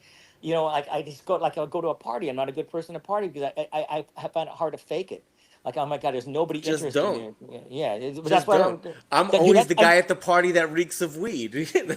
well, you Everyone's know, like, I'm married to a and then I'm Venezuelan hanging out woman. with the coolest people in the party, like in the garage or whatever. Well, you know why I married a Venezuelan, this beautiful woman. We've been together since 2002. But the one, this is funny. The one reason because she has a vibrant social group and the really like cool people. When I don't hear English, my mind shuts down because when like you guys start talking, it's like the thought processes start shooting and the synapses are going. When you're around foreign languages, you don't understand. You kind of understand, but you get this. My brain just shuts down, so I don't have to like think. You know, it's automatic. You know, it's a compulsion when people start talking. Information comes in. I have to start computing and responding to that. When you're around people that don't speak your language, especially in a party setting, it's like, oh, I can kind of like relax and then not think about anything. You know, it's nice. And that's not the reason why we're still together, but Hey, that was one of the draws when I was younger. It's like, oh, this is cool. I don't have to think. I have to read one of these comments because Yeah. it's perfect. Louis Farmstrong says, I love how he started with, I don't like talking to people, then hit us with 3 hours of the best stories. Oh, cool. I'm glad you That's like them. exactly the way I feel. I couldn't yep. feel like he took the words right out of my mouth. Well, dude, Like, I'm not talking to whatever and people are watching. I'm talking to you two, you know, and just hoping it's that's entertaining exactly for the other whole people. purpose. But Yeah. All right, I'm gonna go on to the next question. okay. All right, so because you are starting a commercial grow, and because you have been growing certain cuts for so long, I'm gonna throw a curveball at you. let's say you lose all of your genetics, all your cuts, all your seeds, Everybody's fucking nightmare, dude. Every grower's everything that you nightmare. have. Yeah. And you can only choose one breeder to start your commercial operation, choosing from their genetic library. Who are you going with? Well, that's easy for me, but it's a toss up between two. I know the guys. It would be Wiggins, or it'd be White Rabbit, or Seven Leaf. I John mean, it's Pork? easy. No, John Pork, yeah. he can I only be mean, known as John Pork from this point forward. So what like well, what are you going to be working with there then? Because I don't really know well, their it's some, genetic he's library. definitely smart. He's got this thing called the Elemental Z. Some people rip on it, but dude, it stinks to high heaven. It's a little leafy because I think it's sour times, I want to say Skittles, and I think there's some runts in there, but I can't confirm that. Back to sour. It's a crowd pleaser. But he's the thing about Seven Leaf. He's a prolific egg popper. He is bean popping nonstop. Like, I mean, he's doing it like I want the perfect setting for that. He doesn't need the perfect setting. He's got a kind of a setup like I do. And he's waiting for his license. Now Wiggins, I don't know. I've never seen his setup. But he likes to. He's got a White Rabbit. Sorry, he's got good genetics. People like his style. He's a good hand trimmer when he wants to be. He's got his buddy who's like a little more like me, a little on the rough end. I have a rough trim, and teaching my trimmers how to be a rough trim that still has some beauty to it. It's not just an ugly fucking. I call them the crow's feet when they go on the little mini bud fan leaves. They go straight across, and you have this like dead knuckle. I was like, I saw my wife. We were training trimmers. I started to train trimmers on like a quarter pound of bud. I'm paying them for it. This one guy, a little smart ass, I tell him how to do it. I go back in there. He's got his like half a pound done, and he's like, just did exactly what I said not to do. And it's like, tell him in Spanish to get the fuck out of here in front of the other people. And that's my wing, because it's like people have to realize you don't just do it the way you want to do it because this is the way you want to get done quick. It's hard. Oh, I got a reconnecting. You guys hear me? I Yep. hear you just fine. I got a reconnecting thing here, a spinner. Okay, It good. looks it Um, looks like you're but yeah, good. it'd be one of those two guys because I mean I know a lot of people. Like I know JJ, but he does. I don't know him well. I mean, there's all the guys from the old crews that I could work with, but those guys, since we have friendly terms, I know they have a good bank. I mean, I've got literally tons of seeds that are just sealed in the fridge, just waiting to work on. I mean, a lot of actually White Rabbit's old stuff, like his old Piff stuff before COVID. He gave them to me when we met. He's like, yeah, I bought like a couple seed packs, and he gave me a bunch more. I was like, you don't have to do this. I said, no, here, take them. I was like, okay. And so I was going through them last years ago with Hayes and Sour. He goes, oh my god, dude. And he's like, I was bidding on that pack. I was like, I guess there's guys that bid on certain packs of seeds, Yeah. and someplace it's not me. But I was like, he said, can I have this? Like, no. Not that you said they're valuable. So we were going through because I was in last year. I was going to work with this actor. His name, he was the Flash. What's his name? Ezra Miller. He got in some trouble because he decided to go full on against Israel and pro-Palestinian right before the Flash 2 stopped. So we are going to be setting up a grow. And what's her name? The crazy girl that shot her dog in South Dakota. It was going to be setting up a grow in the oh my god, I'm fucking brain burping in southern South Dakota. And oh god, all the names are going out in my head now. Anyway, it fell through because he lost his funding. He lost the film. But I went out there, flew out there once, drove out there once to meet the people on the reservation, the Oglala. It's the Sioux Nation. You know the whole Wounded Knee thing. That's the whole. Hmm. She was one of this one girl was part of that surviving family, and it just fell through. I was going to build up a mini version of my deck for my build. It's a small indoor because that's the Badlands, dude. It's southern Badlands. I was like so excited to have a high desert. We could be pulling in fresh air. I mean, there's no pathogens out there. I was like, you have mites. I mean, what kind of pathogens? PM? No, we don't powdery mildew because it's a desert. I was like, oh my god, I'm going to be able to like wreck it here because right at that point on that that's not Pine Plains, it's Pine Bush area. They're supposed to be growing it there, but they're importing. Actually, I was there and I was seeing all these scary looking security guys in the brand new double cab pickups. And I don't know what they were doing there, but those are the guys that see right through you. And so I don't know what they were doing there, but there was like shady white guys doing business in that area. And so a lot of weed, I think, from Oklahoma, I don't know, was moving to the reservation because you realize Nebraska's illegal, South Dakota's only med. I mean, that was the only place selling weed in that one little town. And so we would have been the first real indoor grow, but then it fell apart. So, Yeah. so, one of those stories. Hey, Those are like a dime a dozen. I think we're gonna have to wrap it up in a minute. Okay. I think I so. do. We're we are officially 3 hours in, and I'm gonna have to pick up my kid at school shortly. So Oh, yeah, that's right. You're at 4:30. yeah, but one thing I wanted to say was, I mean, this is the third time. We have to do this again real soon. Whatever you guys want, man. I'm tied to the grow now. I told my wife I'm not going to get You just sit there vacations. with your thing on and just Yeah. keep, trimming, or you'll be transplanting, whatever it is, defoliating. You'll be teaching people your SOPs, Yeah, how I'm you going like to to trim, and how stupid so. how simple they really are. I'm not one of those newfangled guys with 16 things in my weed. I like to keep it simple. To me, it's more about environmentals and frequencies and stuff like that, and that's pretty much the way I run. I am going to do the calcium nitrate. Whoa, we lost them. I think his phone just died. Alrighty. Well, the Oh last shit. thing that I wanted to say before we cut it off is um, Canon Nutrients. They are not a sponsor of the show, but they sent me a whole bunch of product that I have been using, and I used to use Hannah a lot, and I'm really I'm questioning myself why I hadn't used it again in so long. And I know that some of the answers are cost, but now that I've switched back to Canna, I'm I'm quite pleased. So I did want to say that for the record. Thank you for Canna for sending me. They sent me a bunch of the plugs, which I think you're gonna want to check them out. Have they sent you any of those yet, Nick? No, I'll reach out to Chris and Yeah, see if the he can. the Canna Cocoa plugs are pretty awesome. They sent me out some Canna Start and Rhizotonic, For since sure. I'm focused on the clones. And they also gave Well, me Koger, which nice. is like it can be used to keep veg plants in cocoa. Nice. So I Well, I wanted to. just wanted to, before everyone gets out of here, join us this Thursday. We're going to be releasing a new episode of The Way We Grow. I know it's been a little bit over a month since we had the last episode, but I've been busy. Gabby's been busy. It's just that time of year for us, as I didn't realize you I'm hadn't sure. posted in one in a month.